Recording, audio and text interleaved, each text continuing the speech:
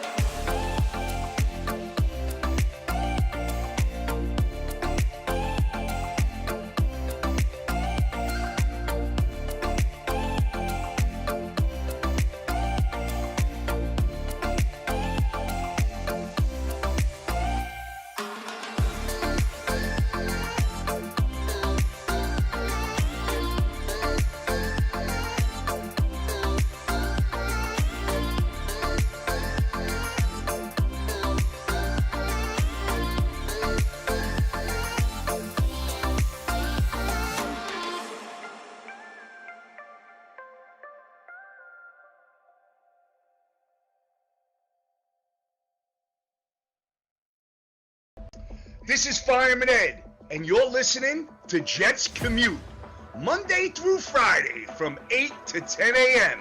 Jet fans, let's rock MetLife Stadium this year. J-E-T-S, Jets, Jets, Jets. Go Jets!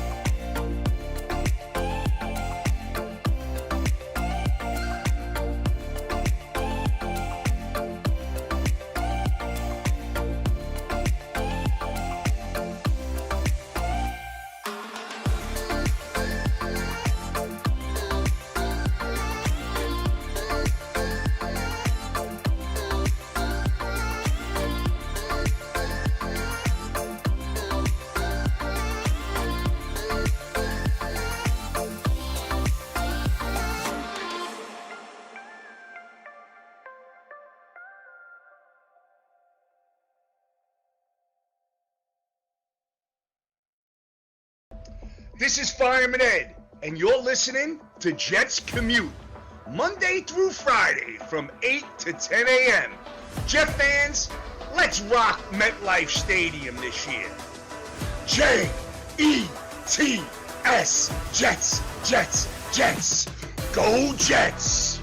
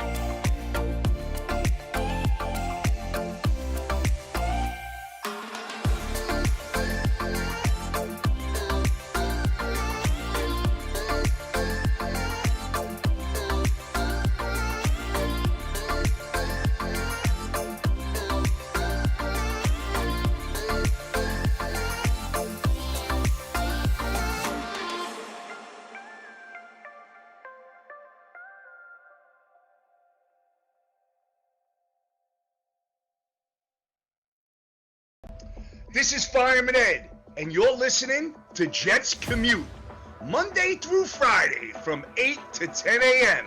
Jet fans, let's rock MetLife Stadium this year. J-E-T-S, Jets, Jets, Jets. Go Jets!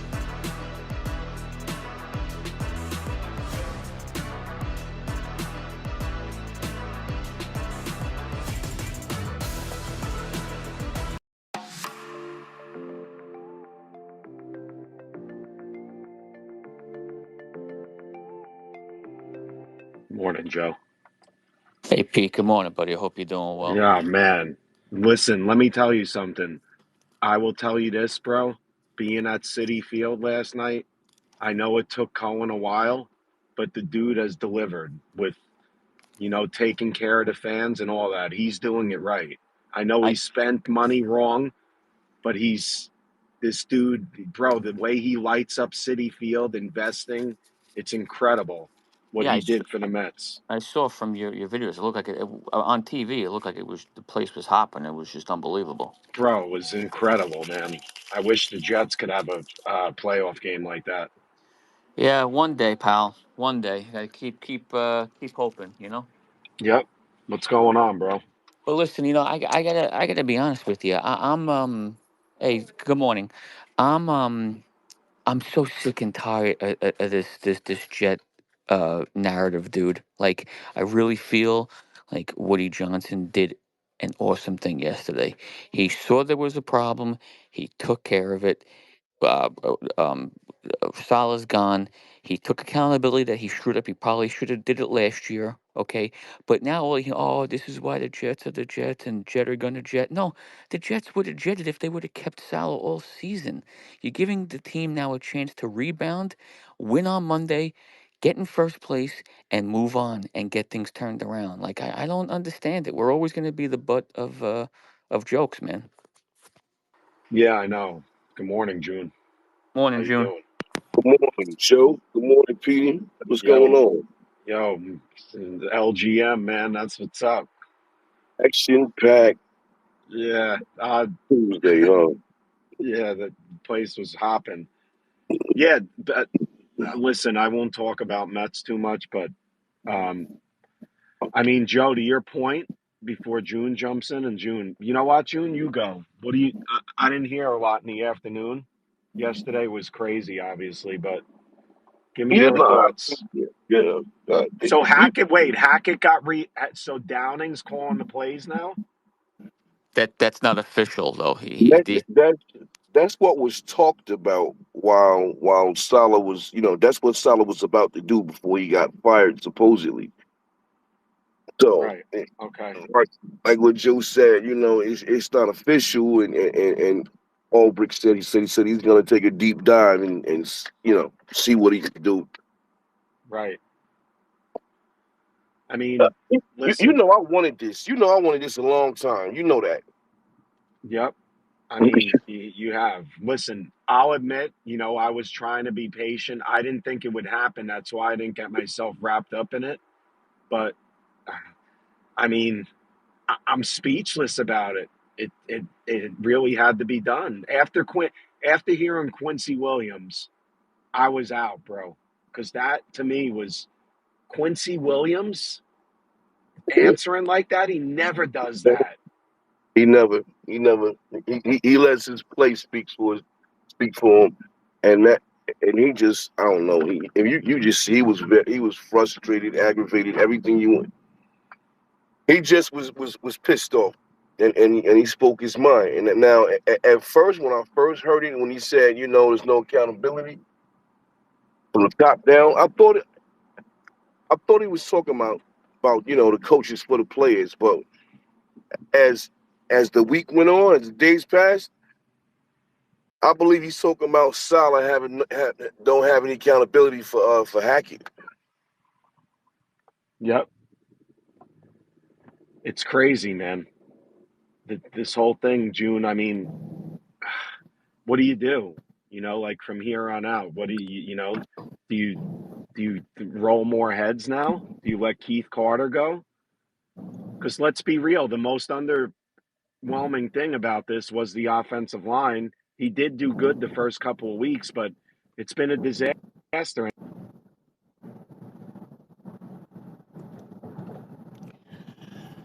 I don't know, man. At this point, I'm looking for us to go on a little win streak now. You win Monday. That's what you do. Yeah. And I would bet the house that the Jets will win Monday. Now I would. That defense is gonna come out something totally different. Not me. Not that they was the problem anyway, but they're gonna come out and smash some heads. Yeah, I'm going the other way on this, man. The Jets have 4. Really? Yeah, because look, the Jets have 4 conference games. All right, 2 of them are division games in the next 4 games. The whole season is these next 4 games. So, listen, for the folks that wanted to fire Saleh, we're going to find out if they were right. In 4 games, we'll know. You're going the other way in this? June, I was thinking about this last night. If you, because you and me don't disagree on a lot. So this is what I want to hear. Yeah, right here. What's going on? Yeah. So I was thinking about this. Let's say you have a company, okay, and you're investing in a company, okay. You got the CEO; he's in charge of everything, and one department is flunking. Do you fire the CEO or do you fire the guy who's running the flunking department? You got to go further than that, Mark. Hold on, June. You got to go further than that, Mark. This company you're talking about is public, and the stock price is diving because of one department. All right, I understand trying to broaden it, Buckeye, but it's if you're wondering why Jet fans are doing cartwheels over the Saleh firing because they wanted the guy gone, and outside the fan base, those fans that watch a lot of NFL are like, "What the hell are the Jets doing?" They don't know, man. Well, I know. I'm a fan too, and I'm telling you, when your defense is great and your offense stinks, and you fire the head coach and not the OC, I have a problem with that. Okay, now, like So your problem is not that they fired Saleh. Your problem is that they didn't fire Saleh and Hackett. That's the issue. It's not about the firing Saleh. It's about not firing both. Yeah, correct, Mark? I think they fired the wrong guy. I think they should have cut ties with Hackett and company. And I'll take it a step further. Now what we're hearing, because we had like 2 different backtracks yesterday on the same subject. One was, well, Mark, just be patient. Eventually they'll fire Hackett. So now you're going to have Hackett, who stinks, coach the offense in the game for first place in the division against the division opponent. Make that part make sense to me. Well, what was happening? What was happening if they did nothing yesterday? What was happening? Hackett was going to coach the offense. We don't know, right? Well, yeah, but we don't know. Everyone's concluding like the Jets were going to lose every consecutive game after the Minnesota game. That Saleh fixes it all. I don't think that's true. Well, what was he going to do? Pitch a shutout? We don't know the truth. What was he going to do? Pitch a shutout Monday? Like what was Saleh in control of? You said yourself he's in control of one thing: the defense. The defense hasn't been an issue at all. And right now, again, a head coach covers like responsible for both sides of the football, not one. It's just not one. And again, this isn't a small sample size for Saleh. I understand responsible, but I draw a line between responsible and at fault. So let's look at it this way. Is Saleh responsible for the whole football team? Yes, 100%, absolutely. CEO's in charge of a company? Yes, absolutely. Okay. Is Saleh at fault for when Tyron Smith jumps off sides? Is Saleh at fault for Breece Hall looking lazy in pass pro? Is he at fault for Keith Carter? Well, okay, let's do that one. So let's say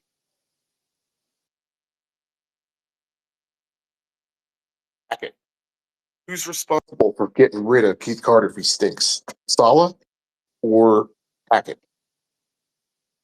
Well, Keith Carter was Saleh's hire. It was Saleh's guy. It was Saleh's in his wedding party. Like that's his guy. And by the way, the red flags on Keith Carter were all over him.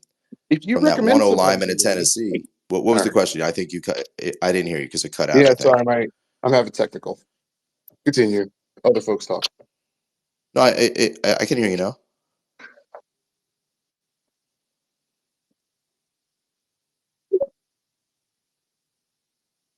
All right, can you hear me? Yep. Okay. Can you guys We hear me? got you. Hey, can I Yeah. ask? Yeah. Hey, can I ask Oh my man, I question real just quick got so I back. can move back down, please? Just a quick question for the Jet fans. That's all. Just a quick question and I'm done. Y'all fired Robert Saleh, right? I still think y'all got problems, right? But if y'all don't beat the Buffalo Bills Monday, do y'all think y'all playoff chances are still good? Hello? I think they can still make it, but the percentages go down. Yeah, you know, right now y'all 64%. So if y'all lose, I think it go down to 54%. Hey, PD, I ain't gonna lie, bro. I think y'all in trouble, bro. Like, I'm gonna be real with you, right? And don't mute me, right? Jet fans, y'all set up here all year, all last summer. We want Aaron Rodgers. We want Aaron Rodgers. Aaron Rodgers is the missing piece, right? And I ain't gonna lie to you, I feel like the motherfucker is bringing y'all team down, bro. Like, it's sad, bro. Like, I don't even think Saleh a problem, bro. But we gonna see Monday, though. We gonna see Monday. Cause right now, bro, Coming from a fan base that wants one of the greatest coaches ever fired. Ain't that see, crazy? see, That hey, should PD, sound why you crazy. always doing that, bro? Like, why you always do that, bro? Because Raven fans When, wanted. when, when, But I, when, I, by when the have way, I Kicker, ever, when have I ever said I wanted I, John Harbaugh gone? did I say Kicker? I said Raven fans. But why you bringing Raven up Raven fans. fans when I'm So talking right now? because I've heard a lot of your fan base say they wanted Harbaugh gone. And by the way, Kicker, it's awesome to be at playoff baseball. That's Oh all yeah, I'm gonna I was say. thinking about you yesterday, shot. Hey, Petey, what I tell you yesterday? I said, you know what? I'm taking the Phillies. That's what I had on my parlay. My Of only course leg you ain't do. play. I My feel only like you leg do ain't went everything that yesterday, I do man. opposite. I love it. But no, back to y'all though. Like, so like, and then y'all sitting up here like, why would y'all want Devontae Adams, bro? Like, do y'all really think Devontae Adams gonna help y'all? Can Devontae Adams play right guard? Can he play left Yes, he guard? can help. Can he Yes, play he can right tackle? separate. He can Can, separate. can he play right guard? He don't have to play. He don't have to. He don't have to play right guard. All he gotta do is Hey, just get hey open. June, hey June, That's I it. ain't never Yeah, hit. Hey June. June, I Same think thing. What up? the problem is that Kicker wants Devontae Adams, so he's saying the Jets are in I You shambles. know you mean, What do. do they? You You know. know no, what I mean? You know what I I mean, mean? to be honest with you, we get him. That'd be a plus. But I like where my team's going at. Unlike It, y'all, it, like y'all already got receivers. Y'all Kicker. claim y'all got better receivers than us. So why y'all still need more receivers? Kicker. Yeah. I don't know about us having better wide receivers than you. I don't. That's number one. Number two. Even with him, even if you had Devontae Adams, he would never get a pass because all Lamar throw to was the tight end. I told you that. Yeah, let's get to Terrence. See, what's up, brother? Good morning. Yeah, hey guys. Uh, yeah, I guess to Mark's point, uh, I guess Sal is responsible because ultimately all these guys that are screwing up, he was the one that picked them. I mean, Hackett is the one exception. We know why Hackett's there, uh, and to me, from what I understand, and I'm sure somebody may have already said it yesterday or today, supposedly there's some rumor going around that Salah was actually thinking about taking either the play calling duties away from Hackett or outright shit canning him. And I mean, I don't know how true that is, but basically putting Downing, because I guess he was the offensive coordinator in Tennessee for a while.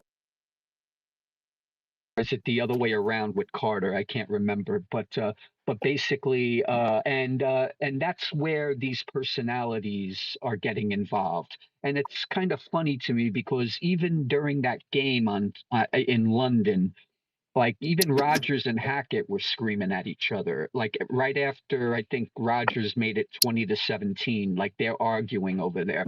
But I guess that it's just look, this is Rogers' team,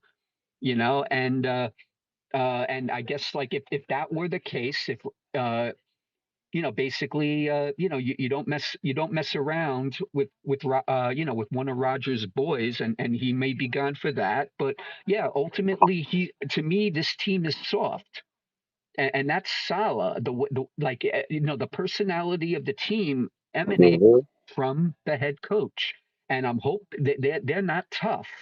And that's why maybe he doesn't know anything about offense, and yeah, well, he did a good job as the defensive coordinator, but when he was hired, he said, "I'm the coach of the entire team," and Yes. that's what we wanted, if you remember, because Yes. we had glorified offensive coordinators with Adam Gase, and we had a glorified defensive coordinator. Um, with the guy that's now down Todd in Bowles. with that who's doing a halfway decent job now down in Tampa, but anyway, so I mean, I don't know why it happened this fast, but a lot of it has to do with too that Woody Johnson follows Twitter. He's kind of a fan, and this to me is why for I 25 agree with years that, Terrence. He definitely does. since Sorry. yeah, yeah, and for 25 years, it's been a revolving door of seven coaches, I think. Maybe I'm off by one. And hopefully Ulbrich can right this ship, but he has nothing to lose. At worst, he'll be a defensive coordinator somewhere next year if they clean house. And at best, he may get a chance to be the head coach of this team. For the foreseeable future, at least until Rodgers is here.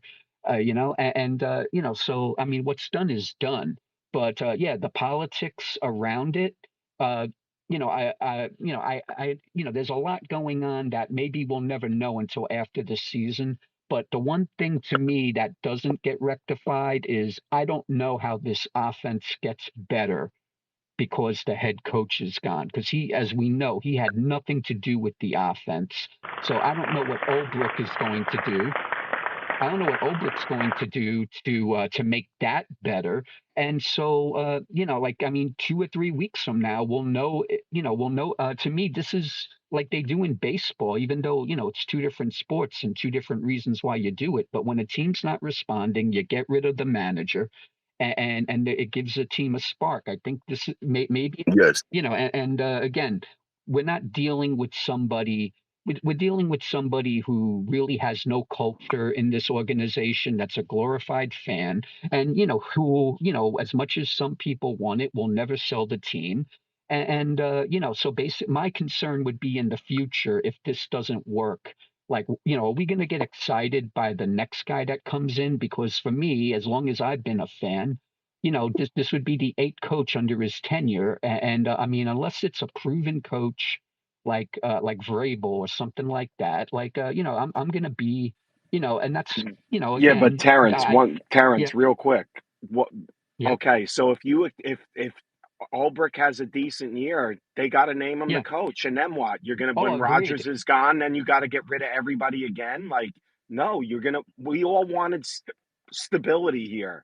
And now we're in the Yeah, we same want cycle that stability. we've always been in. So Well, just But you just have right, think but what about, do you but think do? about this. Does Rogers retire? If this thing goes to pot, does Rogers retire or does he stay 2 more years? Because then, to me, the head coach is going to be picked by Rogers. And so but see, that's getting ahead of ourselves. Like Mark, I hmm know Mark is, but like I know Mark from last week, still positive, and let's hope we can win on Monday. It's turmoil all Yeah, around, but let's see what happens on Monday. But to me, I just don't know how this helps the offense, and to us, it's the it doesn't, offense Terrence. that's not producing. Huh? I said What's it up? doesn't. It doesn't help. Yeah, it Like, doesn't. But the one thing that I have noticed is the three guys, well, the four guys, but unfortunately one of them is injured. But the three guys that we've been, basically glorifying as one of the cornerstones of this organization, the three guys that right now that are currently healthy that we drafted in 2022 are not playing up to their potential, and albeit Garrett Wilson with his 13 catches for 101 yards and a touchdown, which again translates to less than 8 yards a catch. But Brees isn't producing, and Sauce had a couple of holding penalties. Okay, still, nobody throws in his area, but I saw, there's definitely a couple more cornerbacks now that I'm seeing in the league that are playing better than he is, and so maybe that's why they needed, to get rid of him and bring somebody else in to motivate these guys, because these guys should be dominating at their positions now, and they're not. And I'm just hoping that's what this is about. But again, 2-3 weeks from now, if the offense still hasn't figured it out, I don't, like, what are you going to do? You're going to get rid of Ulbrich then? Because, No, that's no. where there's a lot of people that wanted Salah gone. I just, we'll see if Ulbrich taking over gives this team a shot in the arm. But I just, again, we all know the problems are on the offensive side of the ball, and let's see if that gets figured out, because if it doesn't, we're in for a long season. Thanks. Yep. Chris, sorry to keep you waiting. Chris, real quick. Mark, are you here? Because I got to ask you some questions. Yeah, I'm back. Yeah, buddy. I mean, I want stability, and Terrence, thanks for jumping in. But you know what, Mark? I'll get to the hands, because this ain't about us. This is about everybody. Chris, go ahead, and then Chad. Chris, what's up? Yeah, good morning. Good morning. What's going on, Jets Commute? Petey, June, Mark. Actually, Terrence said most of everything that I've probably felt. Some of you that I speak to behind the scenes, you may have gotten a few DMs here as to, I'm in a dark place, y'all. So, I mean, I'm going to reference first to my man Buckeye. I don't think he's here. He said something that really is the most important thing. You need to win on Monday. You need to, it's an understatement that you need to play again. Competent, complementary football, especially in the run game, for 4 quarters. You need to win against Buffalo, to a certain extent. That notwithstanding, I don't care about everything else. You kind of sold me on you were making the playoffs, you were all in, and you're going for a run. So I'm going to hold you to 10 wins plus. I'm not going to lie. I think, I'm not sure, and Mark, correct me if you had a feeling yesterday, and, things change, that your expectations for this year maybe personally may have changed. To a certain extent, I feel a little robbed. And guys, don't misunderstand what I'm saying. If you need to make that move, you make that move. My biggest problem will probably always be the timing.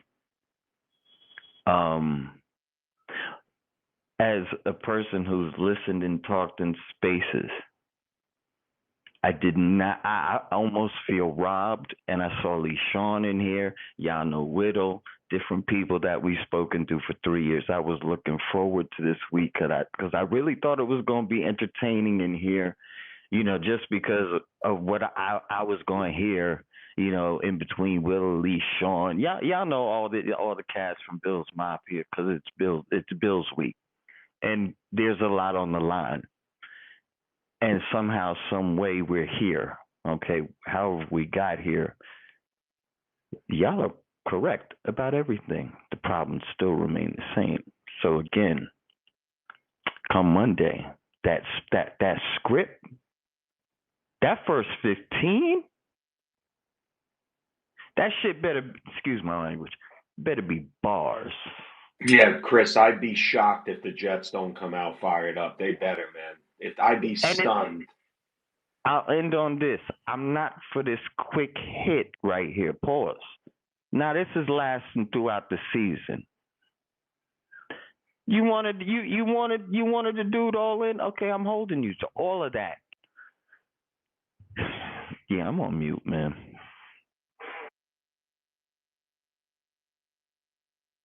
All right, Chad, Good morning, man. How you doing? Hey, good. What's up, guys? So, So listen, I'll keep this quick, but I think uh, I think the Jets made the right decision firing Salah, and I think they made the right decision firing him now. Because here's the thing: everyone's talking about the defense, the offense. Robert Salah is the head coach of this team, right? He's responsible for setting the schedule. He's responsible for setting the standard. He's responsible for the preparation of the team, right? And if you look at the Jets, I don't think he was fired because they lost the last 2 weeks. I think he was fired because if you closed your eyes, you could see zero difference between the 2022-2023 Jets and this year. The way they lost was the problem. They came out flat, the penalties, the same stuff over and over and over. And he has made zero adjustments in the last 3.5 years as a head coach. Zero. It's the same thing. Lack of preparedness, coming out flat, losing by a score because we can't move the ball, you know. And then after, we're going to look at this, we're going to look at that, we're going to make adjustments. It's not good enough. I mean, at some point, guys, enough is enough. Now, they should have fired him before the season because we knew this already. This was not new information. We had plenty of data on this. So I think they made the mistake in going into the season with Salah.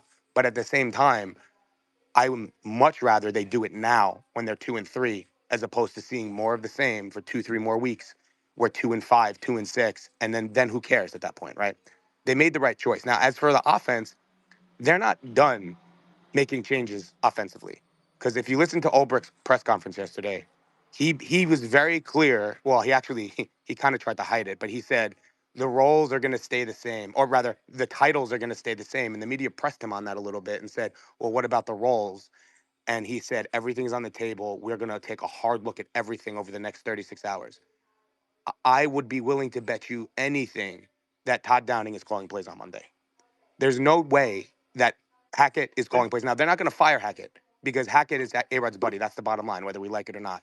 But I think Hackett will just end up being A-Rod's handler, and Todd Downing will call the plays, and they'll make other adjustments. So the problem is that Saleh did not do this already. The problem is that the team constantly has the same problems.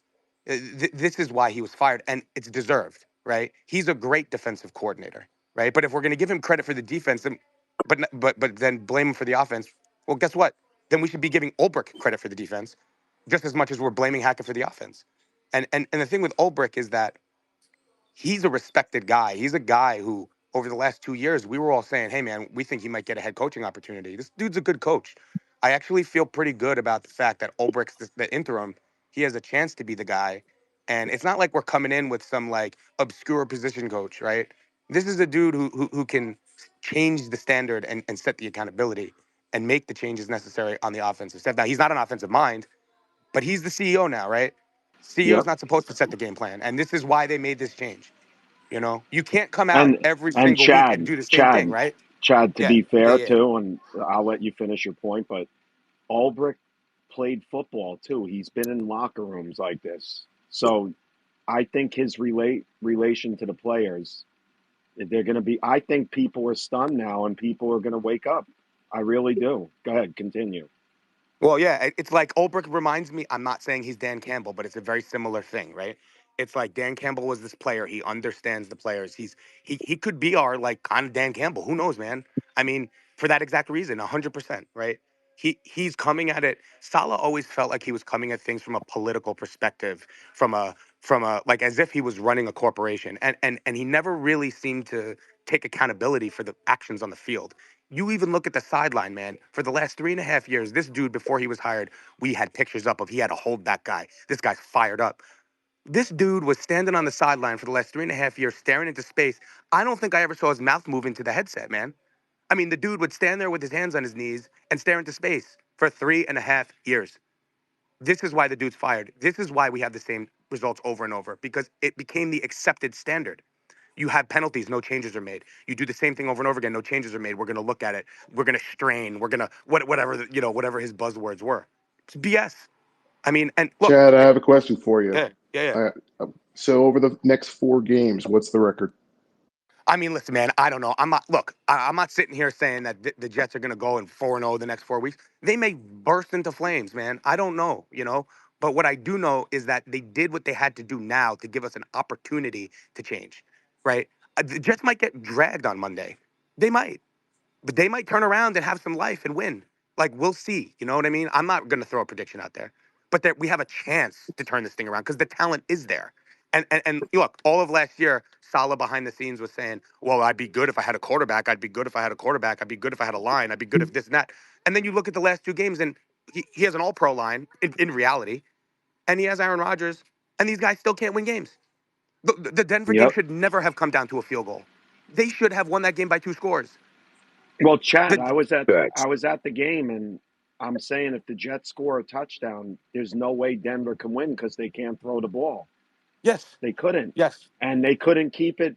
They couldn't get ahead of a 3-point lead. Well, they were up 6-0, but then once Denver scored, it's like just score another touchdown, and they couldn't Yeah, even do that. for sure. And listen, I get it. A-Rod played horribly last week. No doubt. I'm not saying A-Rod's like a victim here. But at the end of the day, it's the same flatness you see from this team week in and week out for a whole half. Mm-hmm. And by the time the second half started, I sat there and said to myself, they're going to lose by a score. It's going to be too late. It's going to be the same thing we've seen over and over. It Hey, doesn't matter. Chad, who do you Yeah. root for, the Mets or the Yankees? I mean, I'm a Mets fan. I grew up a Mets fan. So, I'm a casual Mets fan. I'll All say right, that. I'm not like a. for Mark and June.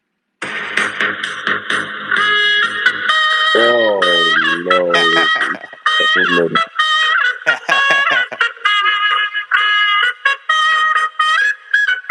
Sorry about that, Chad. Pete, can I say something? Yeah. So I think I'm getting closer to understand it.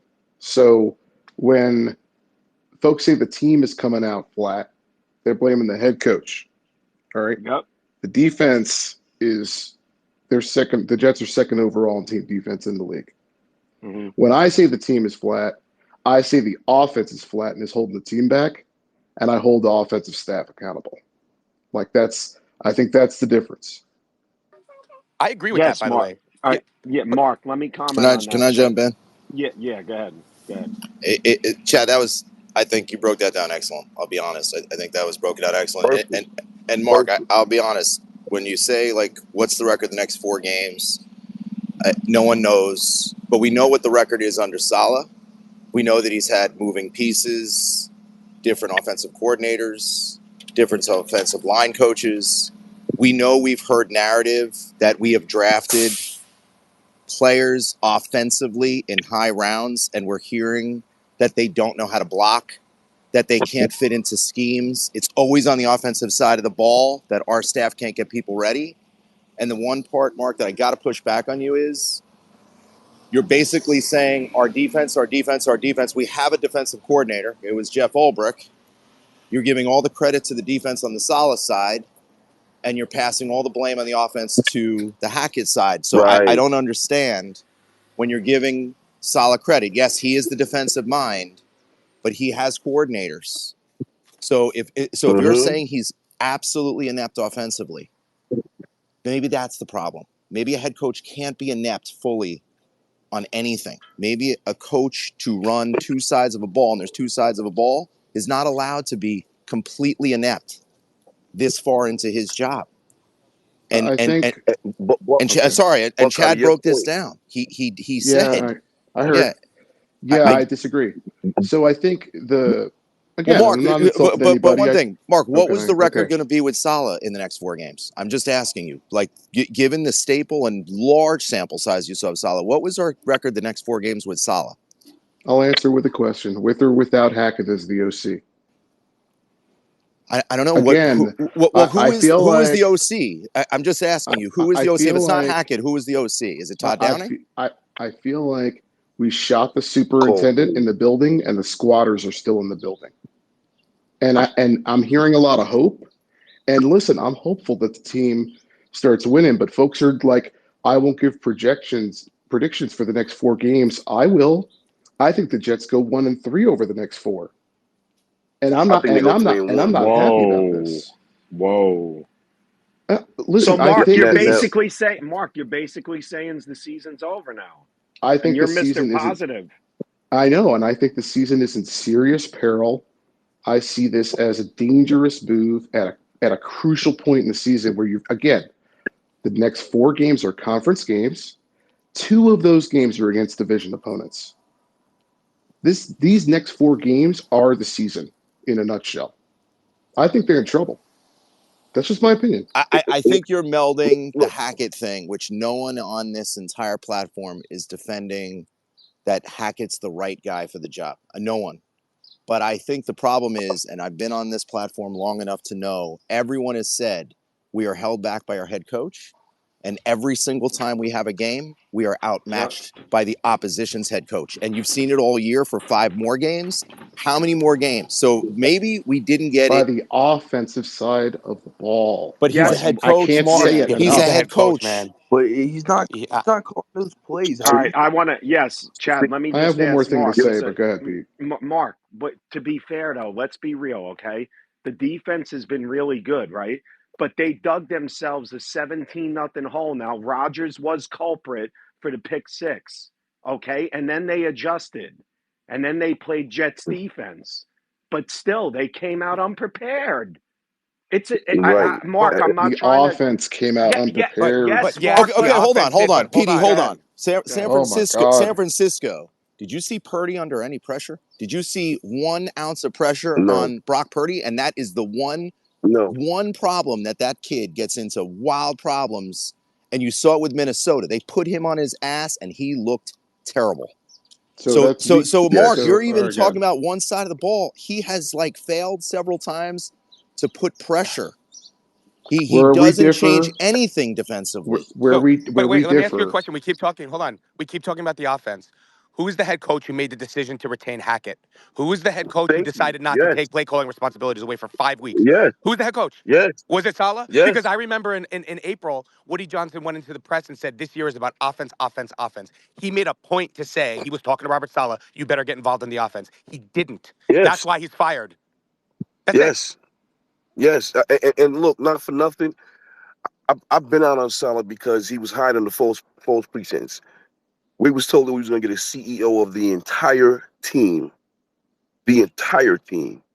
So with that being said, if the offense not working, it's your fault. Do something about it. So wait. If you was looking for, wait, hold on. If you was looking for someone, no, that's cool. That's cool. If you was looking for someone to sit there and call the plays and demote him before the season even started, 6 games in, you still haven't done that. You still letting this guy do this. Right.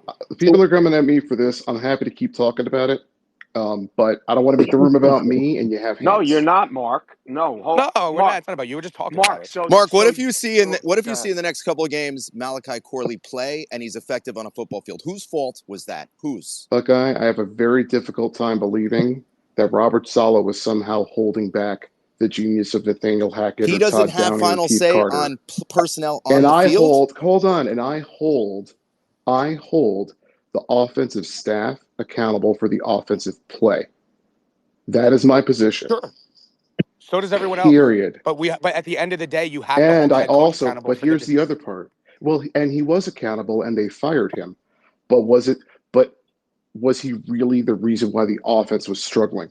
I say no. Everyone in the room that has spoken so far says yes. We disagree. That's all. No, wait. Let me clarify because I don't. That's not what I think. I think Hackett is absolutely responsible for the poor play calling. So don't think I'm saying Hackett's not the problem. Hackett's horrible. We all universally agree on that. There's So why does nobody he still here have a that will job? say, let's see what happens in the next because of 24, Aaron 48 Rodgers, hours where Mark. they said, well, wait. No. He will Chad still have a brought up job. another point. He said, "I'll bet the house," or I forget your exact words, that Todd Downing is the one playing calls. I think he's right on that. Yes. They said they will in the next 36 hours be looking at everything, and there will be changes to roles on the offensive side. That is basically telegraphing Nathaniel Hackett will not be calling plays anymore. Period. Okay, so what do we know about Todd Downing and his ability as a play caller? I know that he's not Nathaniel Hackett. What more do we know about it? Because yesterday, fans who know, I need to know. No, because that's all we need to know. Well, then yesterday we had fans who were familiar with Todd Downing say he's worse than Hackett, if you can believe that. Well, sure, but then this comes back to the fact that Saleh built his staff. This team is flailing right Who now. hired Downing? Who hired him? Right. Saleh. Who hired Keith Carter? Saleh. Saleh, his boy. Come on, man. So, This is Mark, you actually think now that and Mark, guys, I'm not piling on you, Mark. Here, all right? Just give me a few seconds in chat. Listen, I'm Right all right there. holding my opinions against No, everybody. Mark, I'm not hurt. Go ahead, Pete. it's fine. But you're telling me now that the Jets are a worse team because Robert Saleh's not here? I Is think that is that that is with that what I'm no, hearing? no. Salah gone, Let him answer that one. I Go want I that think ahead. one. that with Salah gone and Hackett, Downing, and Carter still here, yes, the Jets are worse. But Mark, what did the? I don't know. Uh, all right, Hey, I'm not. hey, I'm Mark. not. I had a great night last. Mark, this is not like a dig. I had a great night. I'm so same old Jets. Like enough is enough. The guy didn't do anything, and I've turned. Mark, after Quincy Williams said what he said the other day, I played it 4 times. I'm out. You got a freaking guy saying that shit. It starts. We're hearing the same shit, bro. That's what he said. We're hearing the same They shit. all said it. All right, let me ask you a question about Quincy's comments then. Do we know for a fact he was talking about Salah or was he talking about Hackett? Well, Mark, No, he wait. said from the top down. June, let me just answer this, and I'm not trying to talk over you, June. Okay, go ahead, man. Just talk. Mark, who gives all the speeches? Does Nathaniel Hackett address the team? Mark, I'm just asking. He doesn't. Robert Saleh Pete, do these addresses the team. units, okay, people are getting heated. I'm Did good.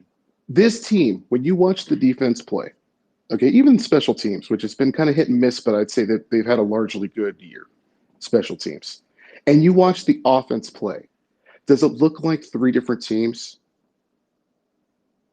Mark, no, because the special teams The has been defense is bad ranked too. second overall in the league, and the offense has been putrid and lost 10-9, and then lost and went down 17-0 in the first half because of the offense. Which was the same thing last year, though. Does And this so why look did like a Salah retain different Hackett? team? But Salah retained Hackett. Why do you think Salah This is retained Hackett? because he Because doesn't. of Aaron Because Rodgers. he well, yeah, but at the same time, he's in control, regardless of Aaron Rodgers, man. Like he is the head coach. This cost him his job. He needed to sit down, and the guy never had balls, man. Let's be honest. The dude never has had balls. Fact, He's never fact. stuck up to the players. He's never held them accountable. He won't even make them run laps. The dude is Nope. like, oh, they're grown men. It's like he does not have balls. This is why he got fired. I don't care about Aaron Rodgers. He needs to So turn did around to that Aaron Rodgers affect like the Matt defensive LaFleur play? did, Hold and on, say, his lack of Aaron, accountability, not running laps, not doing push-ups, not do all these things you're talking about. Did that affect the performance of the defense? No, it didn't, we're Mark. I moving the have goalposts. shocking news. I agree with Wait, hold drumroll on, please, Giambi. Mark Giambi. Torres. I agree with Mark. You're going. Giambi, there's 4 people with their hands up. Hold on.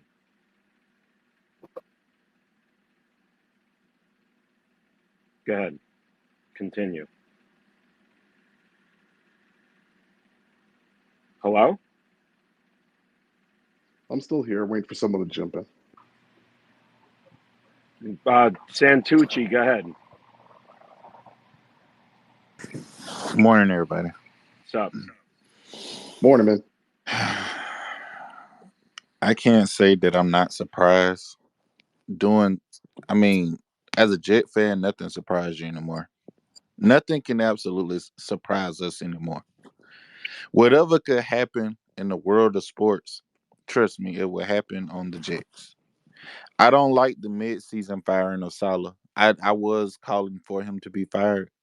But to have the dude escorted out like some kind of criminal and not be able to give last words to the team, I don't know what that's about. But they said he was trying to fire Hackett and hire Todd Downing, which would have worked. But I just find it ironic when he gets ready to replace Hackett is the day that he gets fired. Exactly. Now he And, tried. and wait, Santucci. He wasn't gonna fire him. He was gonna demote him and take his play calling duties. But go ahead. Okay, well, he should be demoted. He should have never been hired. But Facts. he tried to fix the problem. So that let us know that Salah didn't have as much as authority as everybody's saying, like he had no balls. He had no backing. Because, the moves that he tried to make was often undercut. I mean, you really think Salah's gonna be able to override Aaron Rodgers? If that's the case, Aaron Rodgers wouldn't have went to Egypt. But I mean, it's dysfunction, and I don't like it because the defense upheld, and you can make an argument saying Salah did his part. But as a head coach, you're supposed to oversee both sides of the ball. You can't put it on Hackett. We knew he was incompetent before he became a offensive coordinator. But I just don't like the handling of this situation.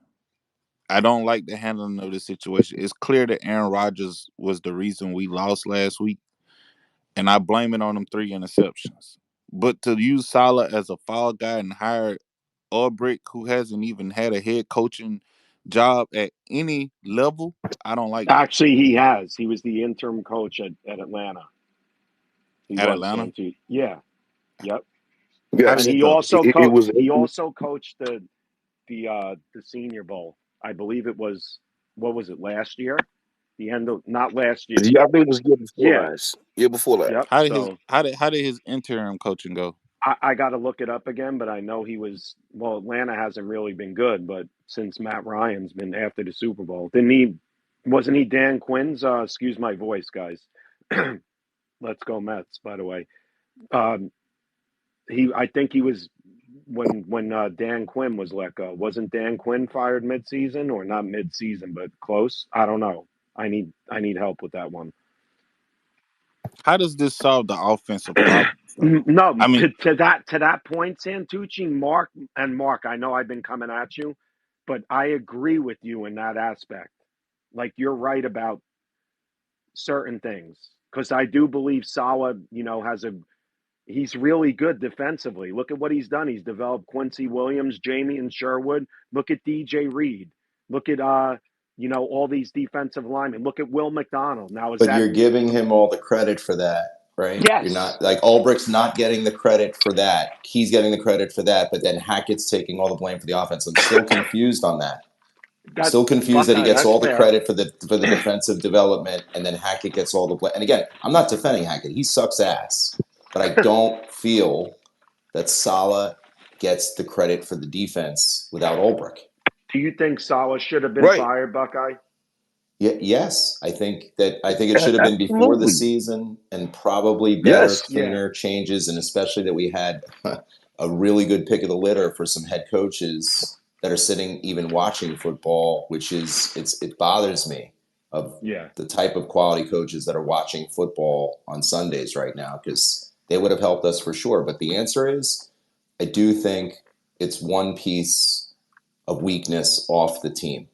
Yeah. I do. I think Mark. he's weak, and by the way, he should have been fired on that Joe Beningo thing. I'm not even like that day. He Yep. should have been fired for Yes. that shit. Yes. Yeah, Yes. that was all right, Absolutely guys. right. I know people want to talk. Let's just Mark. I'm not trying to be funny here. I'm actually processing your point, and I'm not saying Salah. I think more Salah and other people should have went too, but you just can't completely clean house. And that's definitely not in season. Definitely But not in Mark, season. I think Mark's on to something here, though. I do, but I just don't think But Salah's a good leader for them right now. I don't. can can I say one thing real fast? Real fast. Let me get to the Yep. hands. Everybody keeps sitting there saying that, oh, Rogers brought Hackett in. Let's get the time the timestamp straight first. Hackett was hired in January. We didn't trade and get Aaron Rodgers till fucking April. So to sit there and say that Aaron brought in Hackett, that's a lie. June. We end up we ended up getting Nate Hackett because no one wanted to take their job, That's because a key piece. at that time, whoever was going to take their job, they was going to take it with a lame duck head coach. So no one with any status or any type of know-how really wanted that job. Okay, so when the Jets hired Nathaniel Hackett after his miserable performance in Denver, and then the Jets Yes. signed, again, we're doing timeline, right? And then the Jets get Alan Mm-hmm. Lazard. Let's be honest, Yes. what did we think was going to happen next at the quarterback position? There was no guarantee that. And let me tell you why. Because Denver gave him a head coaching job, and they assumed that Aaron Rodgers was coming, but he didn't. He didn't come. I mean, look, things could have went very easily the opposite way if he came out of the darkness and Green Bay didn't say anything about Jordan Love. June, you made a big He point could have though, stayed. and Mark addressed this one point that he said: which coordinator worth his weight, a really good coordinator, was going to go hang his reputation, legacy, and NFL job safety on Saleh? Who was going to go work for that guy? Because so far, Keith Carter, we know what he was. His offensive linemen were going viral, talking about how bad he was. Mm-hmm. So Yep. we were left with poo-poo platter options because everyone's like, this is probably my last I'm stop, not and is taking that probably job. my last stop in the NFL if I go here. So Facts. okay. Mark, So my okay. wrong. I heard. I thought that Ulbrich was the interim head coach and the Falcons. No, he was the Yeah, intern. Dan He was the Moscow intern pointed DC. out. So listen, as you know, the person running the space, I make mistakes. We all have wrong takes. I definitely have wrong takes. I was wrong. So kudos to Dan. I stand corrected. Good job, Dan. Next, go ahead, Mark, and then Steven. Well, I mean, look, I think the better question, honestly, instead of like what offensive coordinator was going to work with Saleh, what OC would have been willing to work with Rodgers at this stage. And last time I checked, and again, I don't know the timeline on this, so feel free to educate me, but Peyton Manning and Adam Gase, didn't Manning kind of help Gase make a name for himself with all the touchdowns he threw? I think if you're a West Coast Mm-hmm. guy and an OC, even unproven, and again, Saleh is no judge of offensive talent. Like on the coaching side of the ball, he just doesn't understand offense. Like I understand all that. If you're a young OC looking to cut your teeth and you're a West Coast guy, I would want to work with Aaron Rodgers later stage of his career. Why not?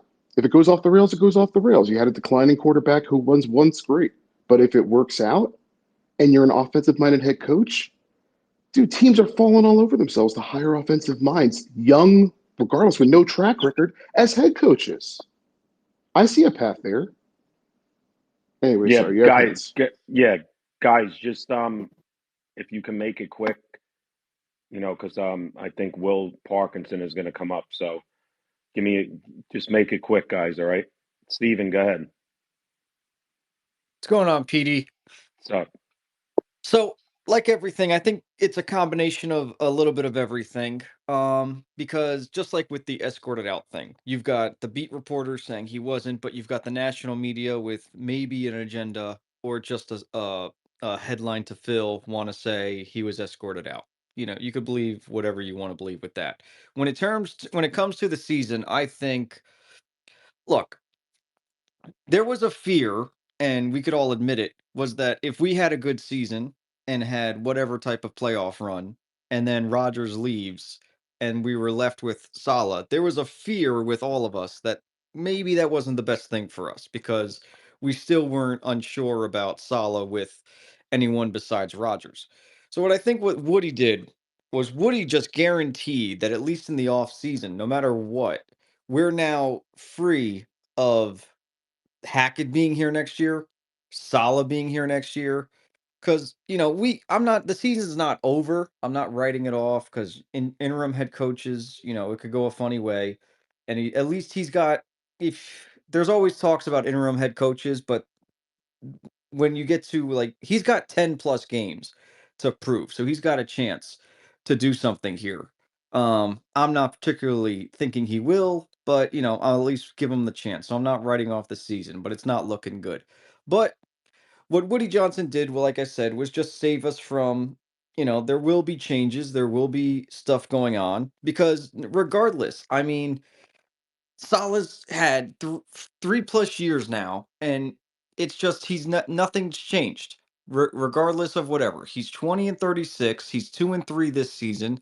You could say it just seems like anytime there's any bit of adversity, he just stares into the abyss. Somebody made a great point. I was listening to Connor Rogers, and it's just like, how many times have you seen him not talking to anybody on the sideline? I mean, there's clips of Rex Ryan back in the day. There's Bill Belichick. Head coaches talk over to their groups, and he just doesn't talk to. It just seems like he's just always on and it always seems like he's isolated from the team almost when he's on there. He's just the lone guy there. He'll celebrate when a big play is happening, and then he's just on his own, hands into the Yeah, and hands. Steven, he real quick, he excuse me guys, I'm still trying to get my voice back from Electric City Field last night. By the way, shout out to Steve Cohen. Invested in that stadium, fixed it up. Will Pons would have never done that. Never. So, an incredible atmosphere. Steven, when Salah, you could hear him just communicating. Like, he's barely even has body language when he's saying, they show him, and he's like, not even like talking aggressively in. Like, what do you guys do? Nothing. There's no emotion. Only when there's I'm out, No, I man. get it, and I'm out. that's where I come from. At least this is a change. This team needed a change, and for better or for worse, it's happening now. And Woody addressing the Reddick situation, addressing, you know, I mean, and real quick on the Hackett being demoted thing. I I don't know.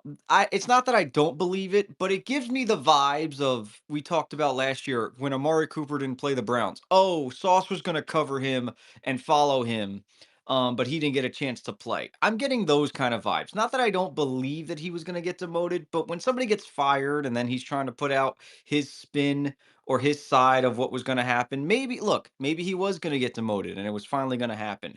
But I don't know. It just seems like it's weird timing because we've all wanted Sauce to travel. He never travels, but the one time they spoke about it was the one time Cooper didn't play. So we didn't get a chance to so it just gives me those vibes. And look, Downing may be worse than Hackett, but at this time we've seen it now for a year plus. It's just not in the cards with Hackett and this offensive play calling. So it could be worse. But I'm willing to our season's going down the drain fast with how we've played the last 2 weeks. And like I said, it's just in terms of a spark. Yeah. If Will's going to come up soon, uh, I'll let you know. Dale, go ahead. Just if he comes up, Well, real quick, I'm going to put my hand up, probably Petey, just for when Will comes up if he does. No problem. Dale, go ahead, man. Good morning, Petey, June, and Mark. Petey, I want to congratulate you on your Mets. Yeah, Now, I don't thanks for like the the Mets or the messages. Phillies.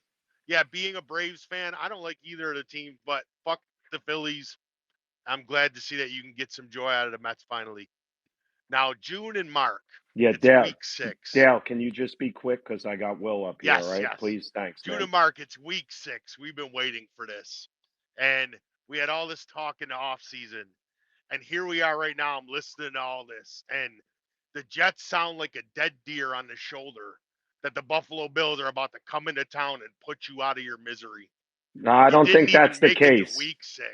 Dale, you know what, This though? was supposed to be the game. Yes. This was supposed to be the week. And you guys are already ducking out. Dale, you know what the best? Wait. Dale, the best part is if we win next week. It was fun while it lasted. Well, the best part about it next week is if we win, no matter what, we're in first place and you're not. Petey, he's not talking about his fan base is melting down about their OC that they were advocating and saying we've seen different, but it's okay. It's okay. Buckeye, I forgot to add you into this. By the end of our game Monday night, your season is over. Oh, so okay. you're guaranteeing a victory. Curtains. All right, Dale, stay up here, Dale. I feel good about it, Pete. Dale, tomorrow is Bills week for me on here, so I hope you're on here. I did not. All right, Dale. Hey, I'm ready for you, Petey. I've been waiting this whole offseason for this moment. Well, you guys are real. Dale, say it with me. Fire Brady will be the narrative after Monday night. Fire Brady. You guys, no. Yes, you guys it will. are real. Say it with me, bro. We'll get it. Listen, we won't knee jerk. We'll get it fixed, and we'll keep going. No, you won't. Right. You should have never fired your coach. You should have gotten wide receivers. All right. Will, good morning, man. It's been a while. It's been a wild 24 hours to say the least. Thanks for joining, bro. Just give. No problem. My brain is fried. Yeah, I know. Me too. Thank God I had a Mets break yesterday. And Will, awesome stuff yesterday with the pod and the space and everything. You know, Thank you. quick. Yeah, I do 5 radio hits after. I was like, if I have to say the same thing over again, I'm gonna Well, kill myself. No, that's yeah. I appreciate. Don't say that here. People might report you for that. So I know you don't mean Oh that. boy, Will, give me of a course. different perspective from yesterday on what you're thinking now that all this digested. I mean, I think it's the right move. Like I thought it was the right move at the time. I haven't wavered. If anything, I feel better about it. If you look at the end of the day, like I phrase it this way: like, is the timing weird? For sure. Should they have told the players and should they have done all these different things? Yeah. If you want to get into the semantics of the operation of firing Robert Saleh yesterday, sure. I'm all ears. Same old Jets. Lol. Woody Johnson is an idiot, and the whole thing. We can do that whole thing if we want to. But I really don't care about that stuff because at the end of the day, he could have handled it like the classiest individual that's ever walked the face of God's green fucking earth. And if the Jets go out and lose by 30 points on Monday night, does anyone really care that he gracefully fired Robert Saleh? No, they don't, because it would have been, oh, look, it was the bad move. At the end of the day, Robert Saleh's had his team look lifeless for the last couple weeks. He's had moments. He's had all these double-digit losses over the last 3 years. Everybody in this spaces and everybody in my pod and in my comment section told me how bad Robert Saleh was, and every national media member told me how so shitty Robert Saleh is, a bad coach. He gets fired, and all of a sudden, the Jets are the worst. Aaron Rodgers is a scumbag. That Robert Saleh got done wrong. He barely had time to get it right. I mean, guys, he's 57 games in, and he's lost 36 of them. Yeah, his highest finish is third place at 7-10. He should have been fired in February. They didn't do it. That's the one place you can get on him. But at the end of the day, firing him in 4 weeks, what was that going to do? Because if your season and you're 3-7,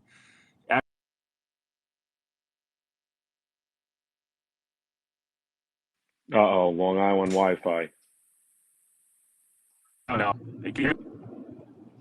Yeah, now I said you heard me say nah, Long I don't Island know where it Wi-Fi. got. I don't know where.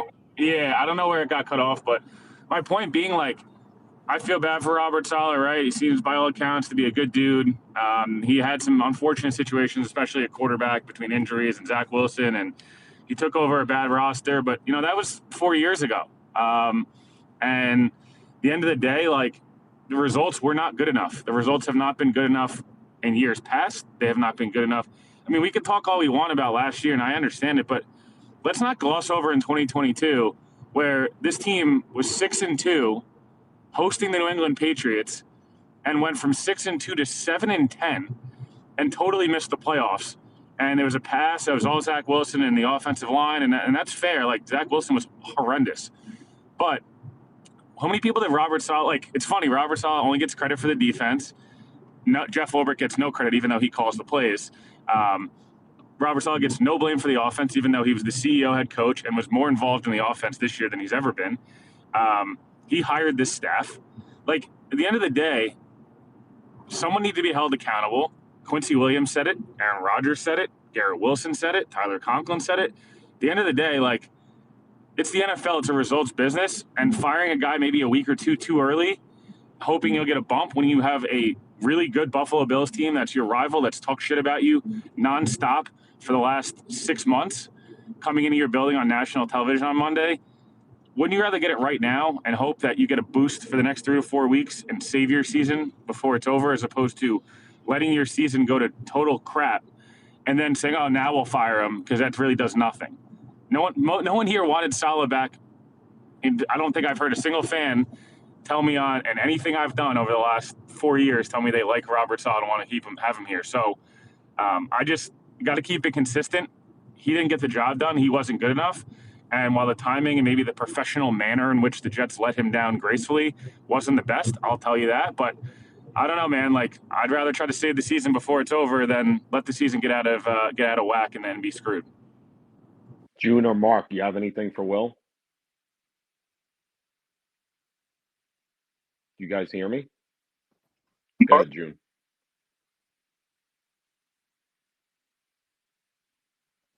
Well, this is Mark speaking.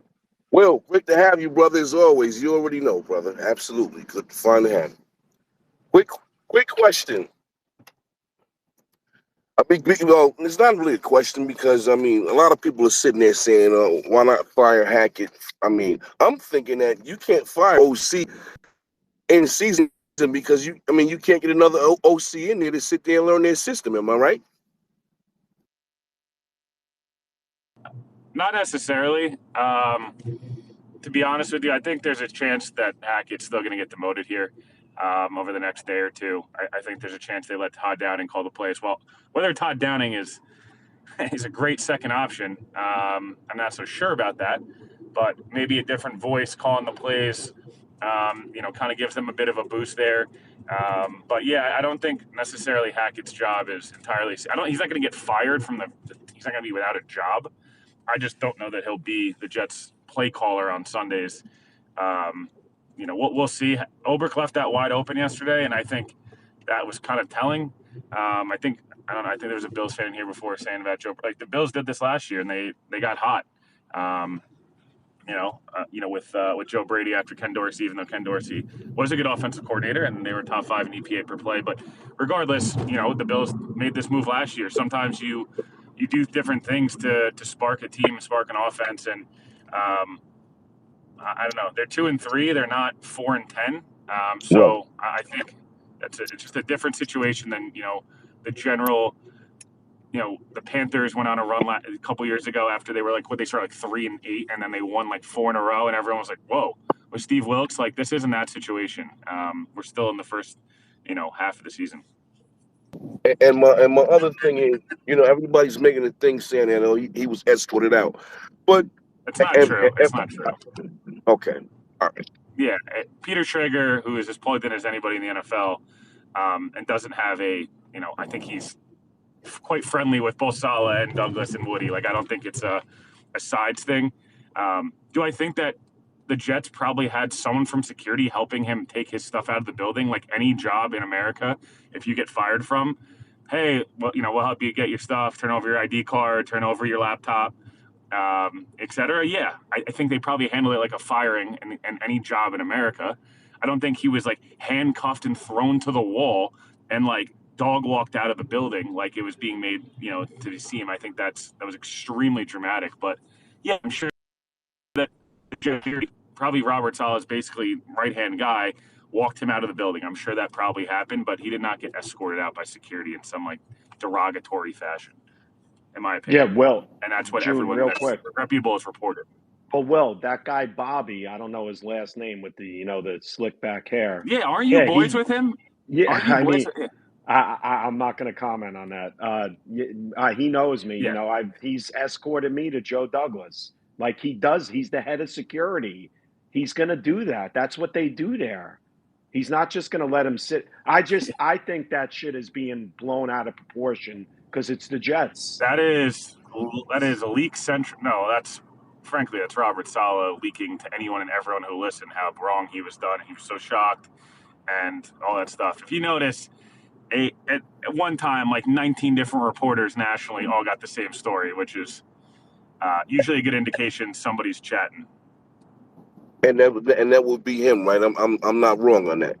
No, I would be because right at the end of the day, who else would it be? His kids, which would come from him. So, all right, I get it. He's trying to save his ass, right? You want to save the narrative. You want to save your own ass. That's what people do.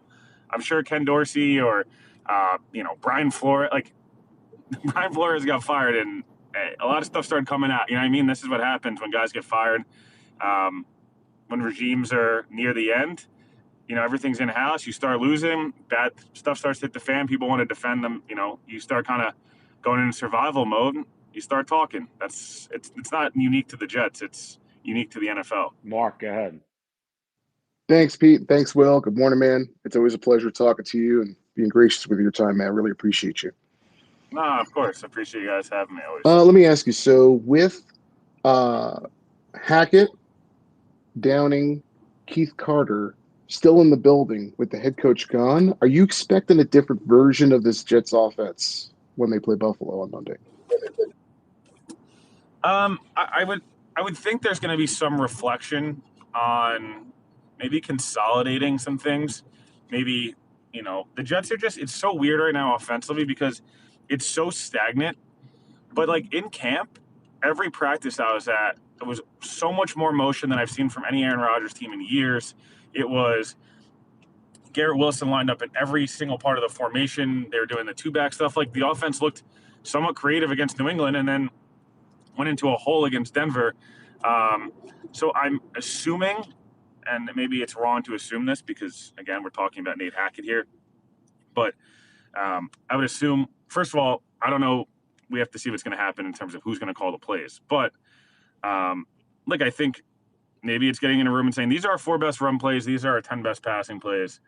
We have got to master. It's like get back to the basics almost and figure out what you're good at, because some of the stuff they've tried isn't working. Some of the stuff they've tried has worked. This offense has not been bad in every single play of every single game. It's just there's a lot of mental mistakes, a lot of drops, a lot of missed assignments, a lot of guys that are third string tight ends missing key blocks and run plays. And then, it's just the problem is, I think right now too, is these guys have not played together, right? Aaron Rodgers missed all year last year. They have 3 new starters on the offensive line. 2 new, another receiver coming off an AC. There's not as much chemistry probably right now as there needs to be, mixed with bad execution and a play caller who's just not good at the flow of the game. I don't think Hackett's biggest issue is the play call necessarily. He just is not good at all right, 1st and 10 goes this way. If it doesn't work, what are we going to do next? You know what I mean? We gained 10 yards here. Now what do we do? There's no forward thinking. It kind of feels like he's playing Madden. And whatever happens on that play, the play screen will pop up and I'll have 20 seconds to figure it out. So, I don't know what this offense will look like. I think it'll look like a lot of what we've seen, but I think maybe there'll be a few wrinkles because they kind of has to be. Follow up, and then I'll give it to the hands. So how much do you hold Hackett accountable for these delays of game? Is it him getting the play call in late and then they have to run I it think through? he's 95% of the problem with the this was a problem in Denver, if people remember. I don't know if people remember this. Denver fans used to count down on the freaking play clock because Hackett was taking so long. That's my point. He's not forward thinking, so it's really hard to get a play call in and look through your old play sheet and figure it out in 15 seconds when if you don't know what's going to go, what's going to happen. That's part of the problem. So I think most of that's on Hackett.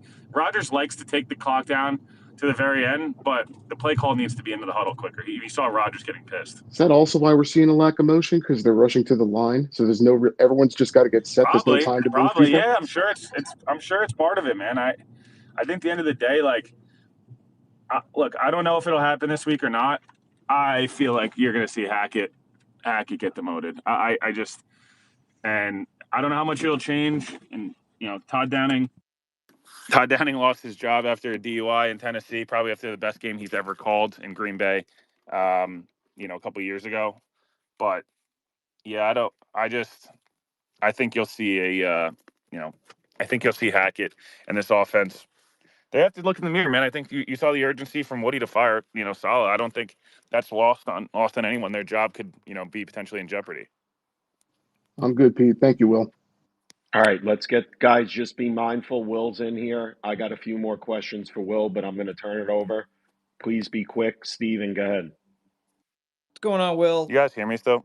Yes. Yeah, we can hear you. We got you, Will. Can you hear me? Will, can you hear Petey?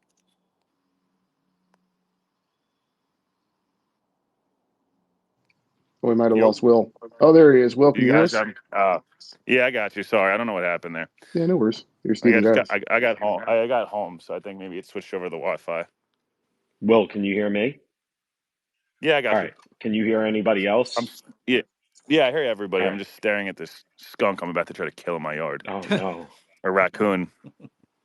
Steven, did you ask a question? This is impressive. I just restarted. I should do the Vita Vea. I should do the Vita Vea and sniper. Wait, or don't get a 15-yard flag. Or Will, should I do the Alan Lazard and finger? Should I do the Alan Lazard and finger point at him and hope that it works? No, why don't you do the Artie Bucco thing where he in the Sopranos he killed the rabbit, right? Or was that Benny?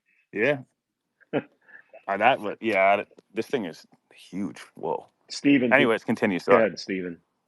Well, no, Will, I just wanted to ask and point out stuff about Bro, I wish I could show you guys this thing is looking me dead in my eye. I'm going to absolutely eviscerate this thing. Can you hear Steven, Will, or no? I cannot now. Steven, I can hear you. All right.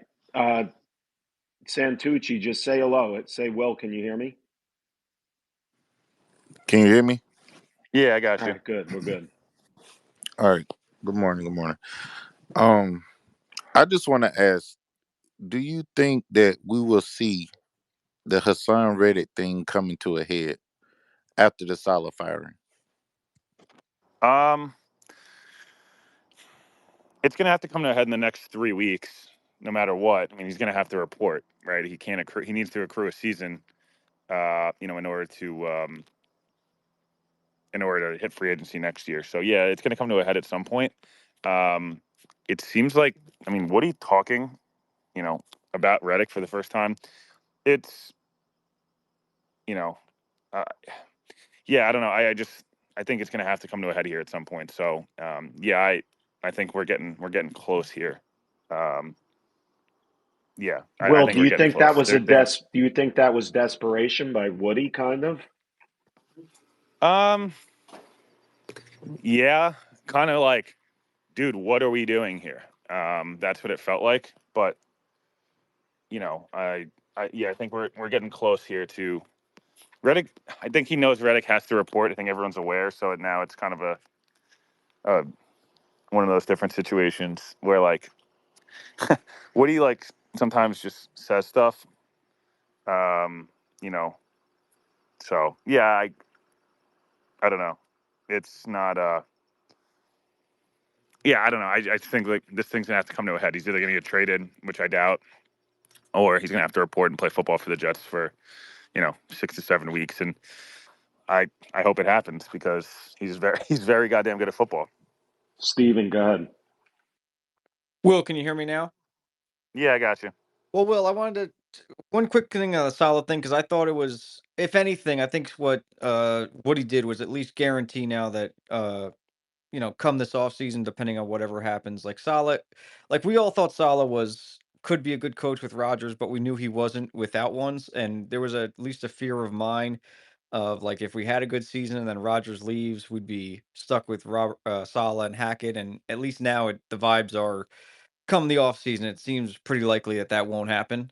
With Salah already gone and Hackett feels like it's being demoted. My question is with Hackett, if he's demoted, do you think there'll be more changes in terms of like trying to get the young guys like Corley and Brees and Allen back in the game together?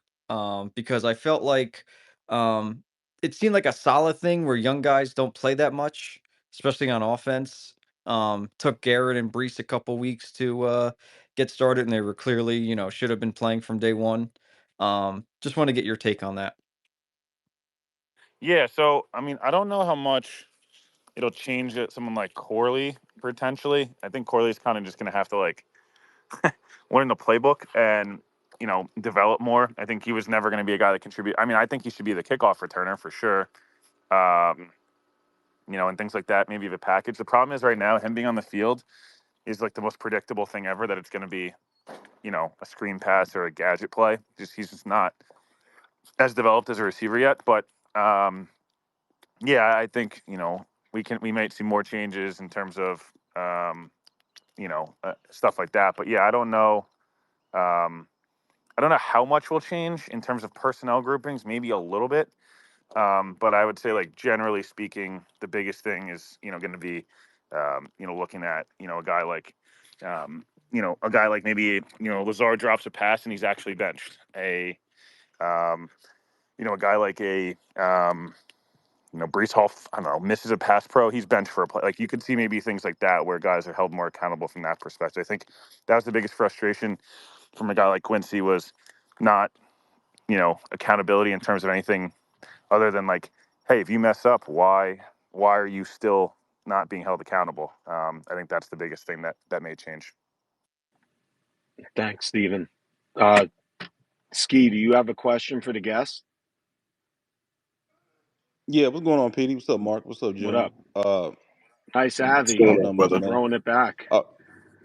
Oh yeah, man. They're one of the best record labels back in my time, man. But yeah, salute to y'all, man. Bet.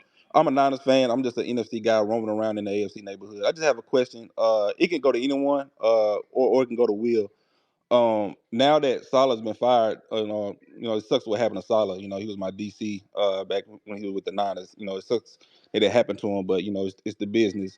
But I do have a question. Who's going to be more responsible now if the Jets continue to lose games? Is it going to be more on the front office, or is it going to be on Aaron Rodgers? Because looking at what everybody's talking about on social media and on ESPN, I know Shannon Sharp said he made a statement saying that it was more of Aaron Rodgers' team than Salah's team.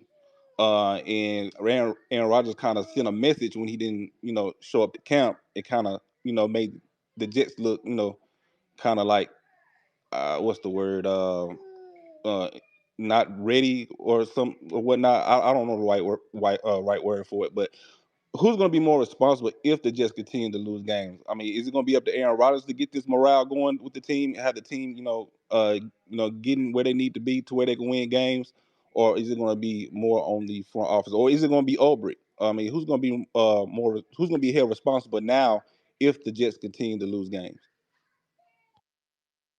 I think everyone. I think like everyone's gone if they lose. Like that's why I just don't see the downside in doing what they did, because everyone is going to get fired or not retained if they lose. So I don't know if that's as simple of an answer. Like Ulbrich will go probably be a DC somewhere else. Joe Douglas will be gone. Hackett and Downing and stuff will get fired. Like if they don't win games, everyone's gone. That's why, like, I think they made the move. Like they had to just fix it, try to fix it now, or or kind of deal with the consequences. Thank, I appreciate thank, y'all. I'll drop down. Appreciate y'all. thanks, Ski. Good to Can hear I from take a you. swing at this one too, Pete? Yeah. Yeah, I think, and Skeet, I think also, like, Woody Johnson's on record saying this is the most talented Jets team he's been a part of in what, like some 20 something years. So I think he feels good about what Joe Douglas has done from a talent, from like a roster construction perspective. I think they know that they have a coaching issue, and I don't think that they think they have a massive player issue, because again, they've got a ton of talent. I think they think the problem is Yeah, I with the mean, Woody coaching. literally said this is the most talented team. Yeah. So I wonder if they start losing. I don't know how you don't hold, like, I would be holding coaching responsible, and now this is Ulbrich's job. So now it's sink or swim with Ulbrich. All right, appreciate it, man. I'll drop down. Thank y'all. Thank y'all for letting me up. June, go ahead. Well, real quick, I mean, this is the question for you.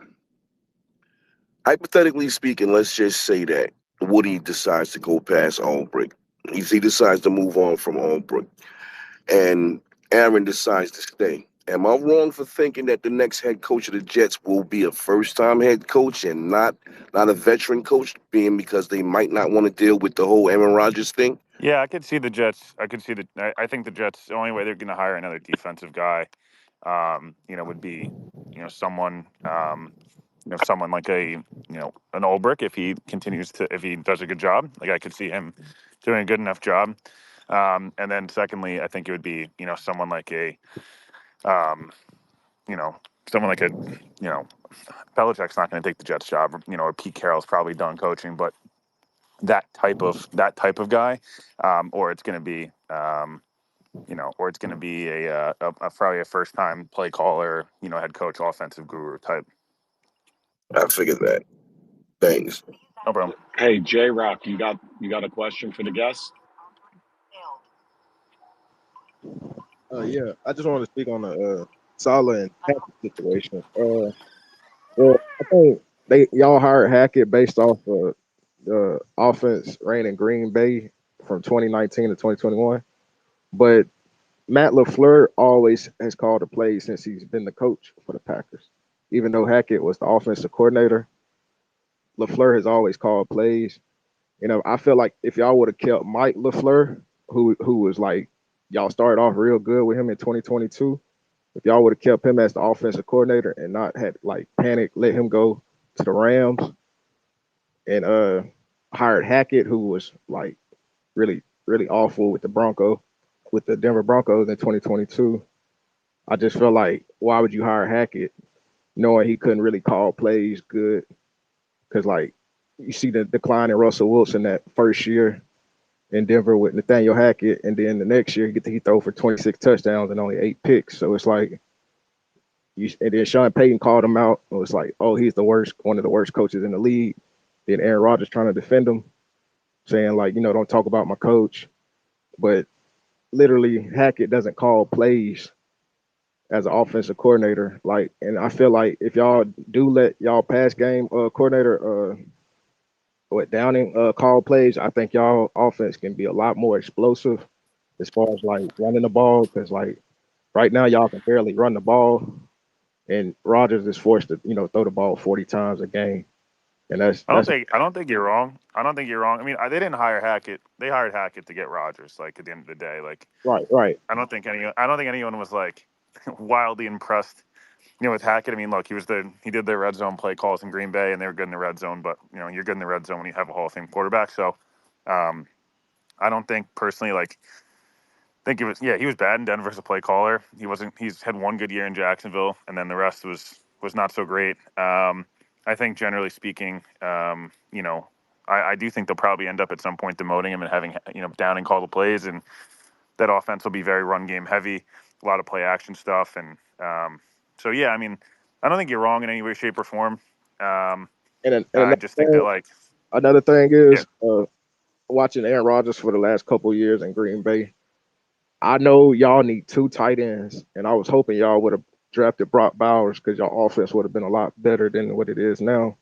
Because like when we had Mercedes Lewis and Robert Tunyon, I think Robert Tunyon had like 11 touchdowns in one season for us at the tight end position. So Aaron Rodgers do use his tight ends, and right now I think all y'all got is Conklin, and y'all just need another tight end to go along with that offense to be able to like get the ball downfield on certain downs like 3rd and 5 and stuff like that instead of trying to run the ball on 3rd and 5.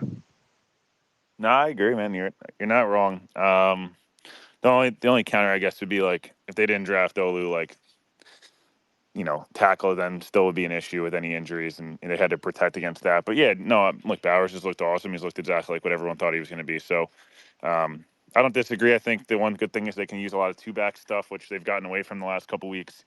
They need to get back to. They have two really dynamic backs, and if they can get back to using them, and formations with Conklin and Williams, and obviously Garrett Wilson and probably Devontae at some point, like I think it'll offer some very much needed and fresh, kind of fresh ideas there. But no, I don't think you're wrong in anything you said.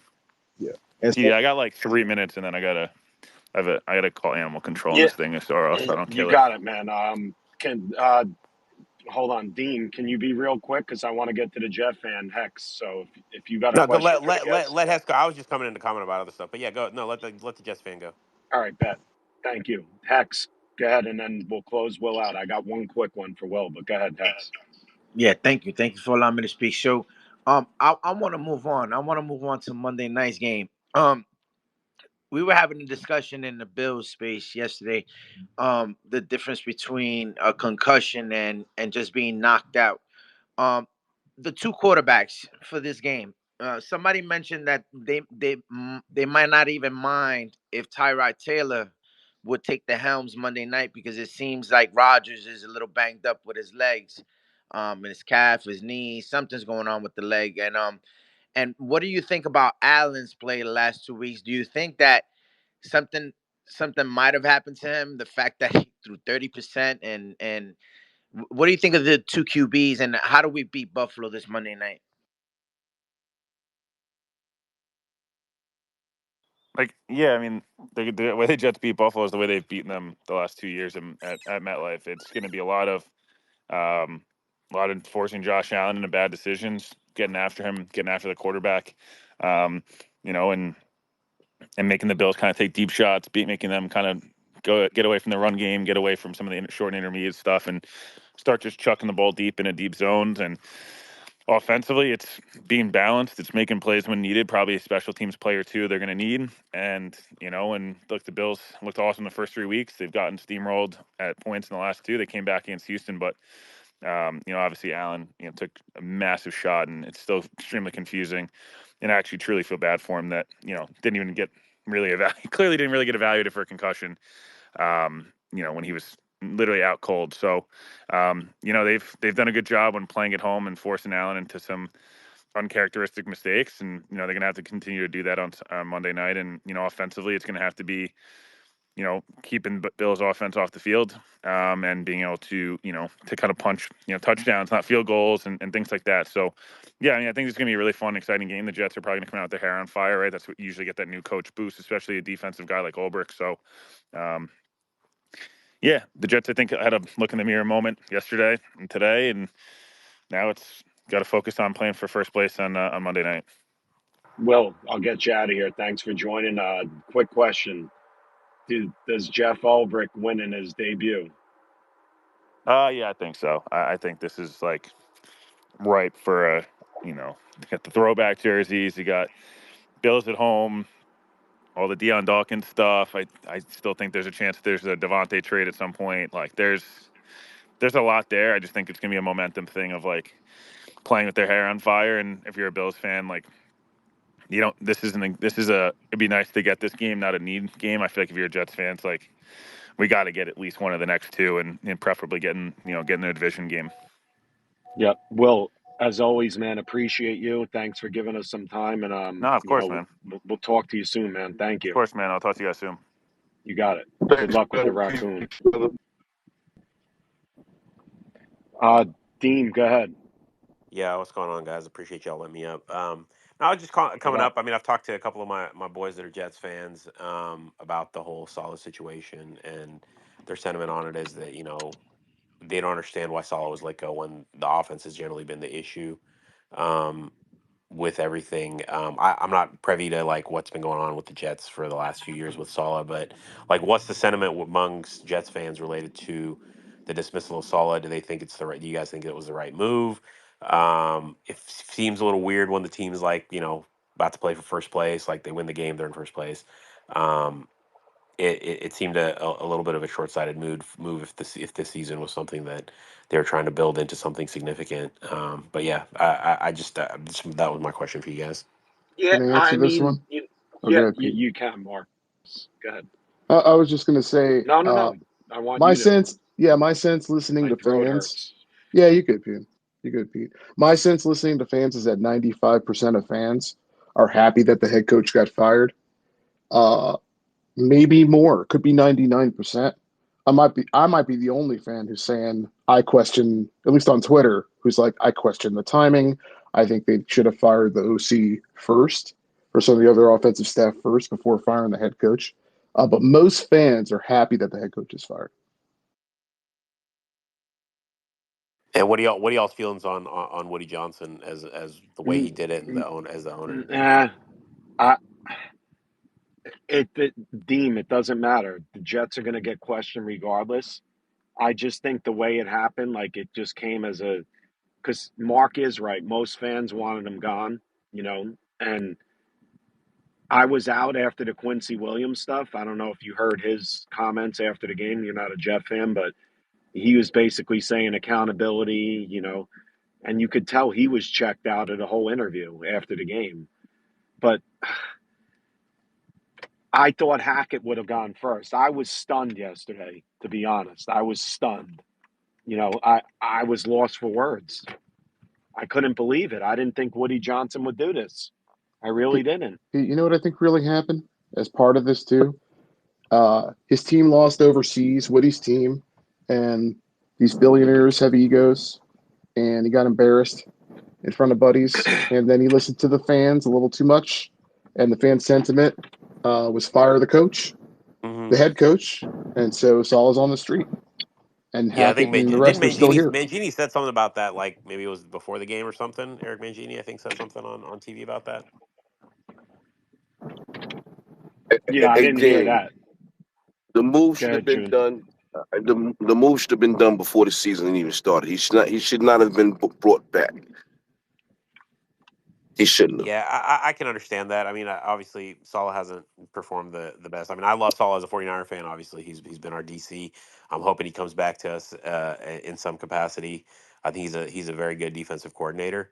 I think sometimes there's that shift from, and especially as it, it's hard to be a defensive coach and then really run a tight offense as well. Just because what happens is if you get a good offensive coordinator, then at some point they're going to get picked off, and then They you're get kind of like, poached.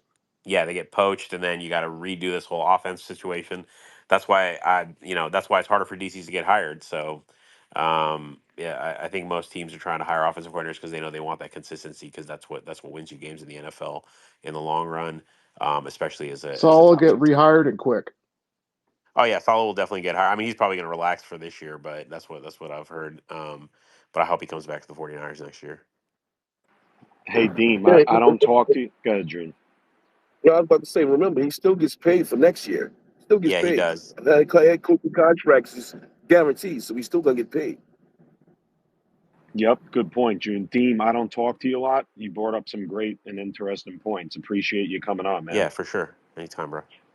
Yeah, good ball talk. Medic, go ahead, and then J Rocks. Morning, everybody. How we doing? What's up, Medic? Uh, Great. How are so you? so there was a lot of speculation going on that actually Salah wanted to fire Hackett prior to yesterday. I don't know how much truth was behind that. I didn't get a chance to talk to Will that was here. So I was just wondering, did anybody hear anything different? If that's actually true or not?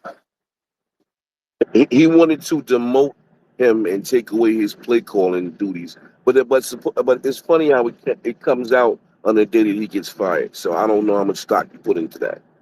Gotcha. Manic, I think he wanted to fire him.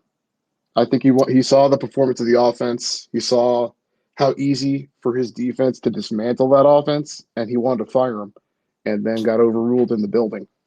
And I think there's a power struggle happening right now between Rodgers and his camp and the front office and the rest of it in that camp.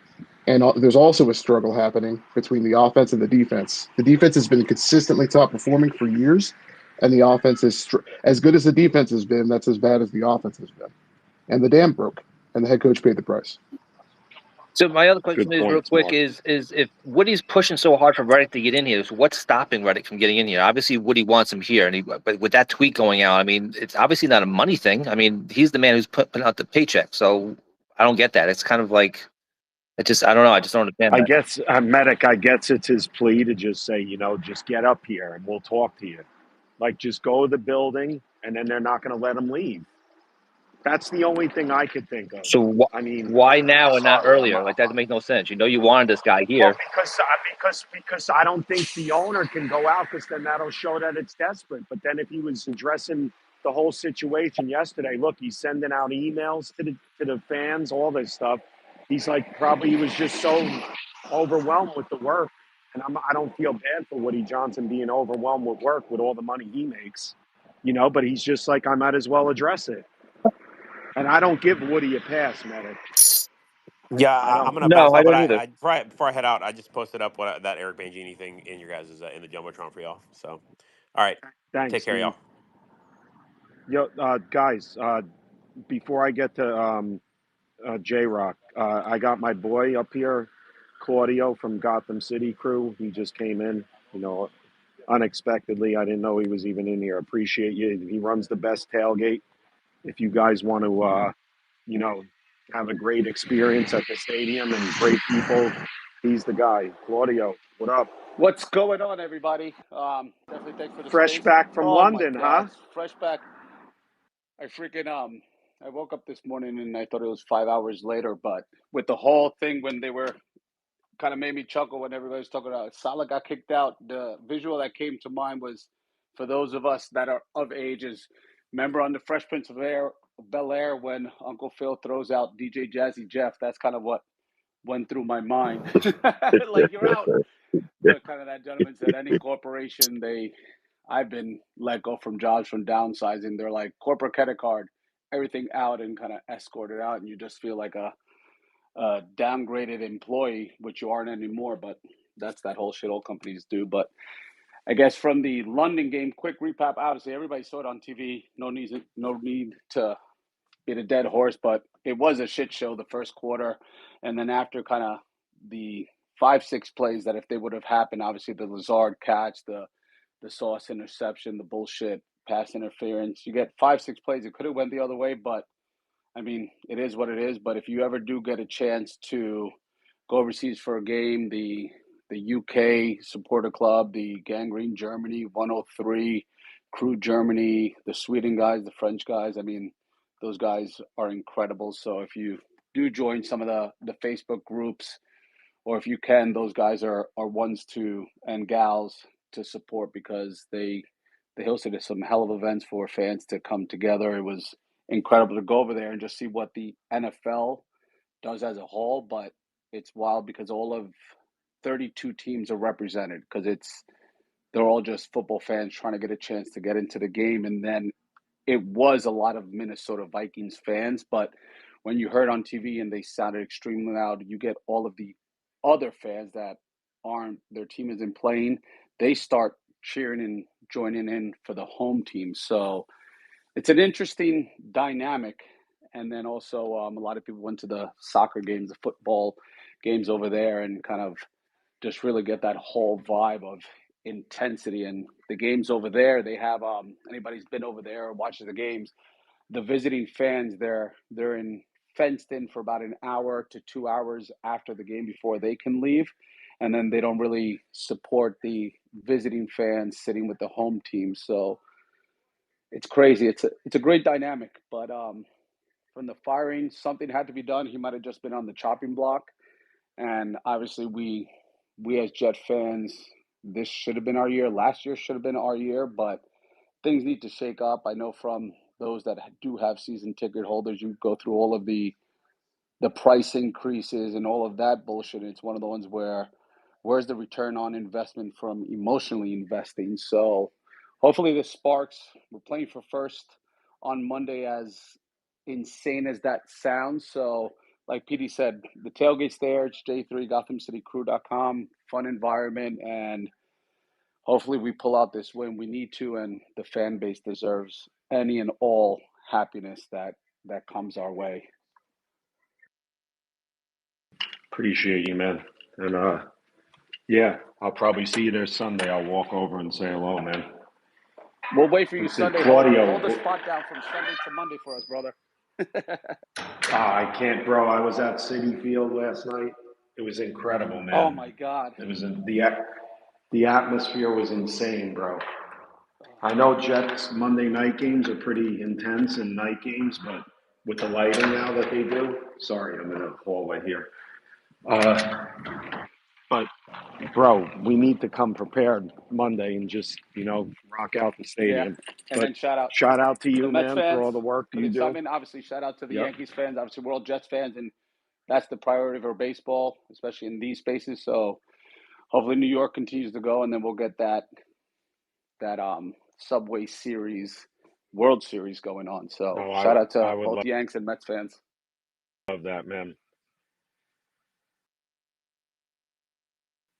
Claudio, thanks for joining, man. Appreciate you, man. If you want to post a link up in the Jumbotron, I don't know if you know how to do that, but if you don't, guys, hit up Gotham City inside. If you want to reach out to me, forward email, them clips over there. So great tailgate, better people. Bottom line, good time. Thanks, Claudio. J Rock, go ahead. Guys, if you want to come up and speak, we'll be open for another 20 minutes. So continue. If you're on YouTube,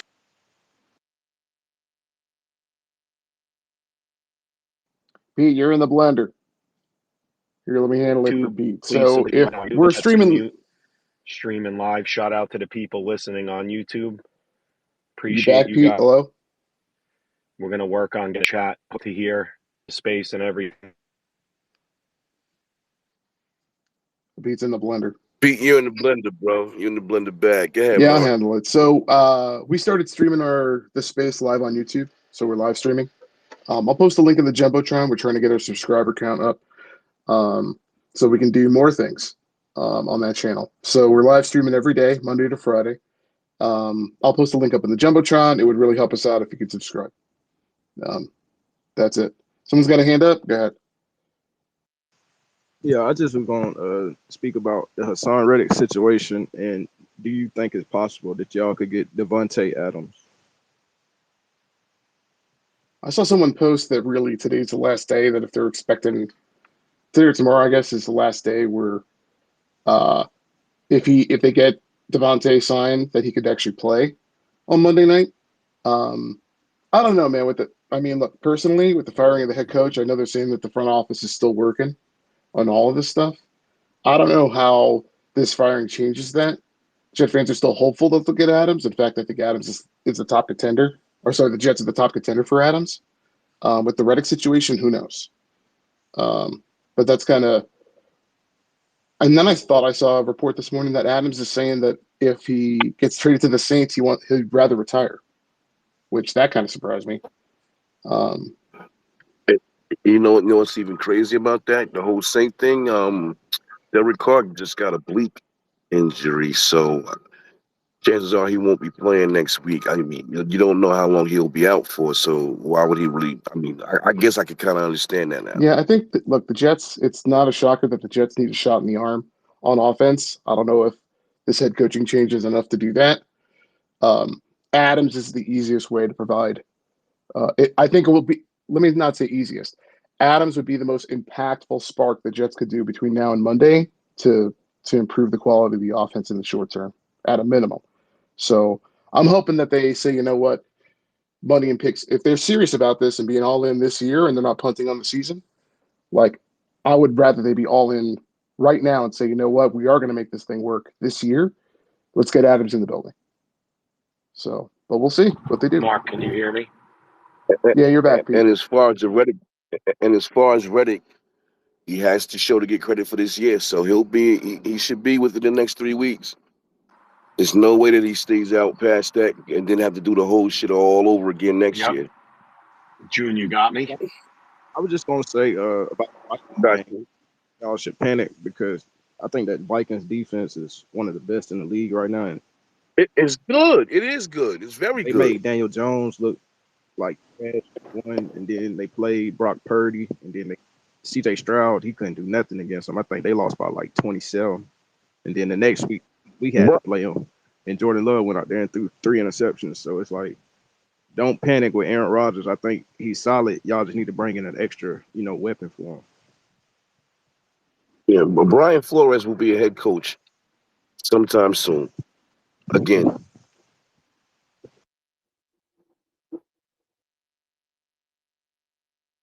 Pete, are you back?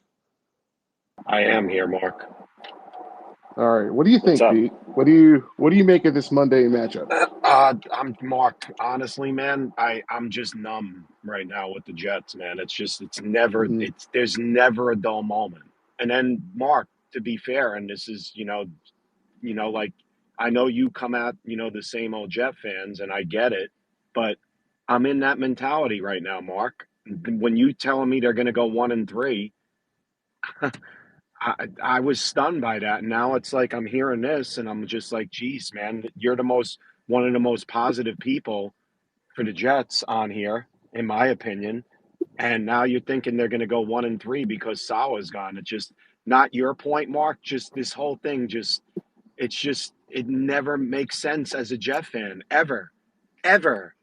Pete, let me ask you this question because I've been known to be one of the most negatives about the team, and I'm thinking that this change could spark the team and put some fire underneath some asses, and we could possibly go 3-1. Yeah, I love the yeah, move. I'm not looking at 3-1 right now, June. I'd be shocked if the Jets do not come out fired up differently on Oh, Monday Monday's a night. definite win. Eh, I Monday's a still win. think it's a toss up, but the fans better come charged up. That's all I'm going to say. Pete, I think the defense will come out with their hair on fire, but again, the defense wasn't the problem. And I Correct. don't see how this move provides anything positive for the offense. But we'll see. Listen, I would love to be wrong. I would love for June to be right and for the Jets to go 3-1 because these 4 games, all conference, 2 division games, are vital if the Jets have a chance at playoffs and even the division this year. Well, So Mark, I'm let hope me I, ask I you, hope Mark. that If you happens. guys do you guys think that Rodgers is healthy right now? No, No, he's I banged think up. he had a He's knee two absolutely weeks banged up. ago, and he got an ankle last week. I just think he's a tough SOB, Hex. Like I think he's been trying to put this offense on his shoulders. Even No, though and then blocking Tyrod assignments are falling Taylor. apart and players aren't playing their best football on offense right now. The defense is playing lights out. Now Tyrod Taylor, he played well against. He played well when he was with the Giants against the Bills. Somebody mentioned why not have Rodgers just relax this Monday night and start Tyrod. What do you guys think of that? That's not Nah, happening. if Rodgers That's wants to play, definitely you not got to let him happening. play. And look, He's gonna You let saw him. how play. we ran He's back gonna on that play. field when we got the ball back real quick after he got hurt. He's not sitting out. There's no way. Yeah, This game is Okay, so impactful, and look, Rodgers gives you the best chance to win. And Tyrod Taylor, hold okay, on, and Tyrod Taylor, it makes sense. Okay, he can, against shirts and like he can throw a deep ball from time to time, but I think he's a little bit, especially with this protection, uh, and play calling and the rest of it, he could turn into, a check down guy, which would be more the same. And who knows if he starts looking down at the protection? I think it's Rodgers or bust. Damn, but that's what I'm thinking though. If this protection is not at 100% yet, and Rodgers is already hurt, do we want to? I mean, the protection is not going to be good with him in it neither. You know what I mean? And it's a risk that he yes, might get banged Hexagon. up They even have more. to protect. I'm sorry, I don't want to jump in here, but we're getting close to the hour. You're, they have to protect him. That's a great point because look at the New England game, even the San Francisco game. Rodgers barely got sacked once. So good. That's a right. good point, Hex. I know you're usually like the Mr. Positive and all that, but if they protect Rodgers, I believe they have a very good chance to win. Let's get to Kenny real quick, and then Hexagon. I want to come back to you. Kenny, What's what's going up? on, guys? Petey burning that midnight oil, huh? City Oh Field. gosh, man. Petey, Uh, remember in 2015, I went from the Jet game to the Mets Cub game. I had like 2 hours to spare. After the Jet game, I Yeah, I friggin' actually basically. recall in 2022 you went to the Jets game and then the Mets played at night too, correct? Or Yes, was yes. yes. Done that a lot. Kenny, awesome. I haven't been there for a night game this year. With the kids, we went during the Yep. day and I went to day games or Oh, it's whatever. sick. It's Yeah, I sick. went to the day game with the family and kids and it's sick. The LED lighting. I know the Yeah, Jets do it too. and the Padres did it last night. They Yeah, had it. so it's a new trend going on. But what do you got Yep. for us, man? What's up? Yeah, well, listen, with the Jets, all right, they changed the coach. And you heard Quincy Williams saying accountability. So here's what I want to see Monday night. I want to see the first few series. I want Lazard on the bench. If you're going to want to hold people accountable, you got to show them that you mean it as a coaching staff. So whoever they want to bring in, activate or put Gibson to start as a wide receiver 3, that's what you got to do. And the other move is I want Ruckert inactive and I want Yeboah in the lineup. All right. If you're gonna hold players accountable, show it to the fans. And Peter, you were saying Monday night, oh, you want the fans to bring it? We always bring it. It would be nice if the Jets would bring it to basically keep the fans in the game. Because listen, over the years we've seen some shit shows at that stadium. So, like I said, if the coaching staff and Quincy Williams saying it wants accountability, let's see who's playing Monday night as a starter. Like I said, not you don't got to make Lazard inactive, but sit his ass on the bench the first few series to prove something to the fans and to the other players on the team that if this shit don't start, basically getting better, getting better, your ass is going to be on the bench. So accountability, show it to us. Kenny, I agree with your point 1,000%. And to that point, Blender again. But you guys know what the point I'm trying to make here. Yeah, of course, If you're absolutely. not doing if you're I'm not with doing you your on that. job, next man up. Yeah, Like you said, and that's how June, it's light a supposed little to be. fire under somebody's ass, and that's the way to do Light a it. little fire in the They ass. just they just That's what they just they. fired the man in charge. So now these players got to think, hey, why ain't I in the lineup? You know what? Start playing like a football player, Fucking and it exactly. Hey, becomes contagious. It I becomes want where to. so that's it. Next man up, and if he plays better, Your ass is going to stay on the bench, and that will make everybody start thinking, I better do my job. I better stop with the stupid penalties. Exactly. I better stop dropping balls, missing blocks. You know, Exactly. this isn't Pee Wee football. This isn't where everybody's got to play a certain number of plays. No, the buck fucking stops here now with a new coaching staff. Prove it from day one. Put guys on the fucking bench. I'm getting pissed off now.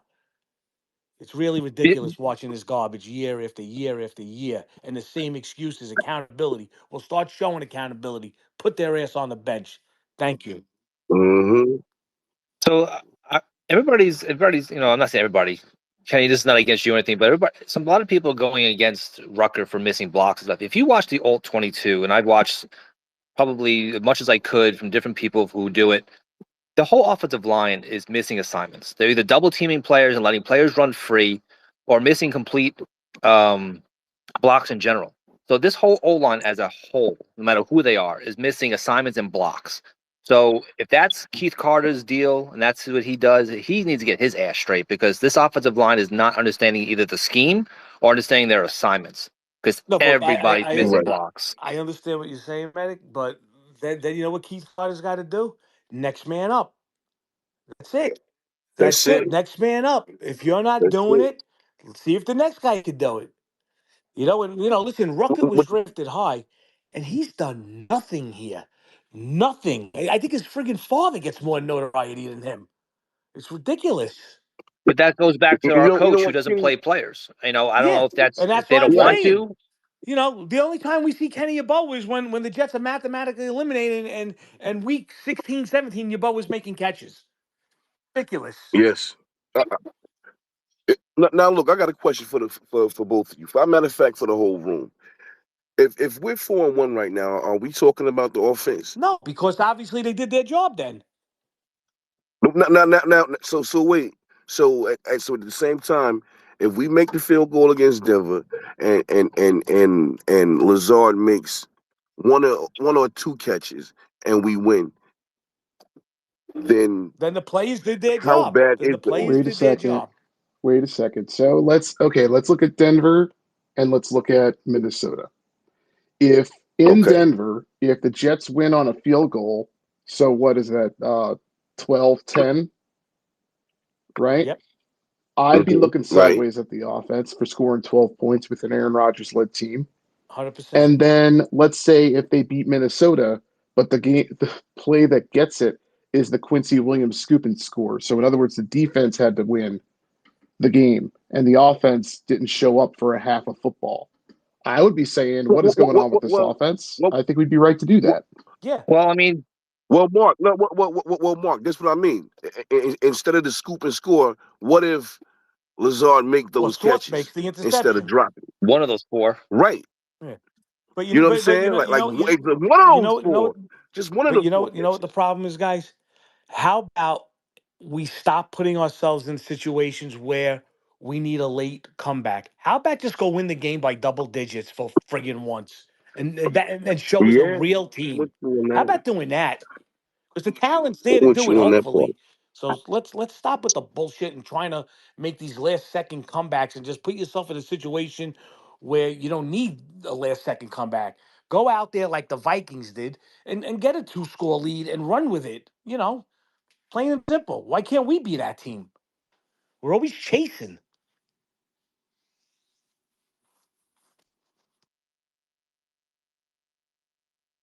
Can you guys hear me?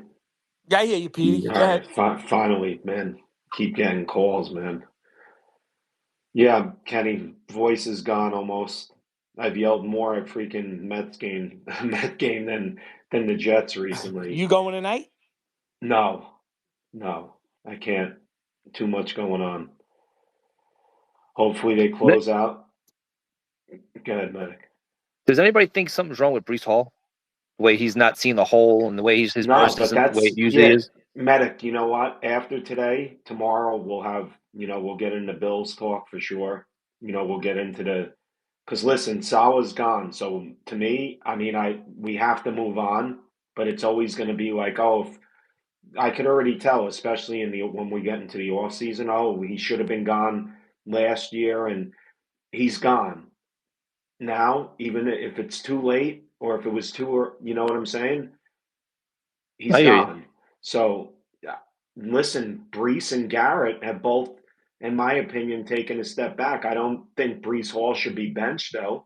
I don't think Garrett Wilson is not a number one receiver because he is. So, No, I'm not calling for anybody being benched or anything. I look at Brees and his explosion once he gets the ball is not there. yeah, I've watched a few plays where he has the hole but doesn't see it and then winds up shifting left to right and then he gets sacked at the yeah, line or gets to 1 or 2 yards where he can get like at least 5. yes, It just seems like a different version of him this year. I don't know what's going Medic. on. You know what?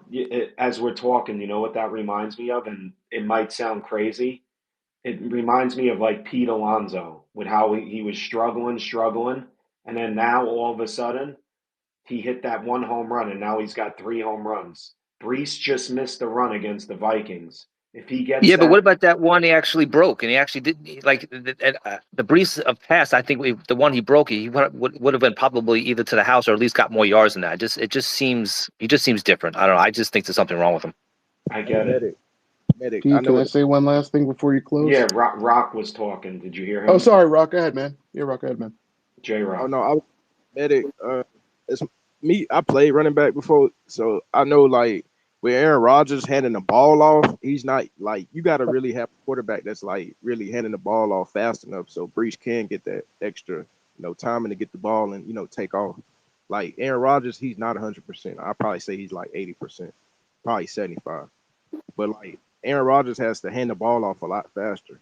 Like that's why like Zach Wilson, he actually was handing the ball off pretty fast to Brees, and so Brees could actually, make cuts and make plays at the line of scrimmage. But Yep. Aaron Rodgers not 100% handing that ball off to Brees. So it slows Brees down to get either tackled in the backfield or he can't get a whole lot of yards. And y'all just Good. came off a trip where y'all played the two best defenses in the league, Denver Broncos and the Minnesota Vikings, through the first 5 games. Good So point. I wouldn't panic and say, "Hey, bench Brees." No, Brees is a No, top. no, Brees is a I don't top want 10. to do that. Yeah, Yeah, he's a top. guys, real quick. So, Mark, give me your final thoughts on what you were going to say, and I got to close up. Yeah, the last bit is because I've had fans that aren't like Jet fans that aren't big Twitter people, and also fans from other fan bases asking me what I think about the firing. To kind of sum it up in one sentence, I think they should have fired Hackett first. Salah wasn't terrific, but the offense is playing sloppy right now, and in my mind, that's Hackett. So we will see if this move gives a boost to the Jets, not just Monday, but I'm looking past Monday to the 3 games right after that, all of which are in conference, and 2 of these are division games. So this is the season right here. Yep. Good point, Mark. Guys, I got to close. Appreciate you guys tuning in. As always, thanks, Kenny. I see Emerson in here. Bill Fahm, my buddy, stay safe. Nikki, Vezo, what up? Mario, Mike Berg, Brad, Viz, Coach Huge, Sad Jack Calendar. Hey, Ron, shout out to some of the other fans. Tomorrow's Bills week. We'll get into it. And I see Duran down there. What up, Duran? Have a great day, guys. Be well. Ciao. Let's go, Mets. Thanks, everybody.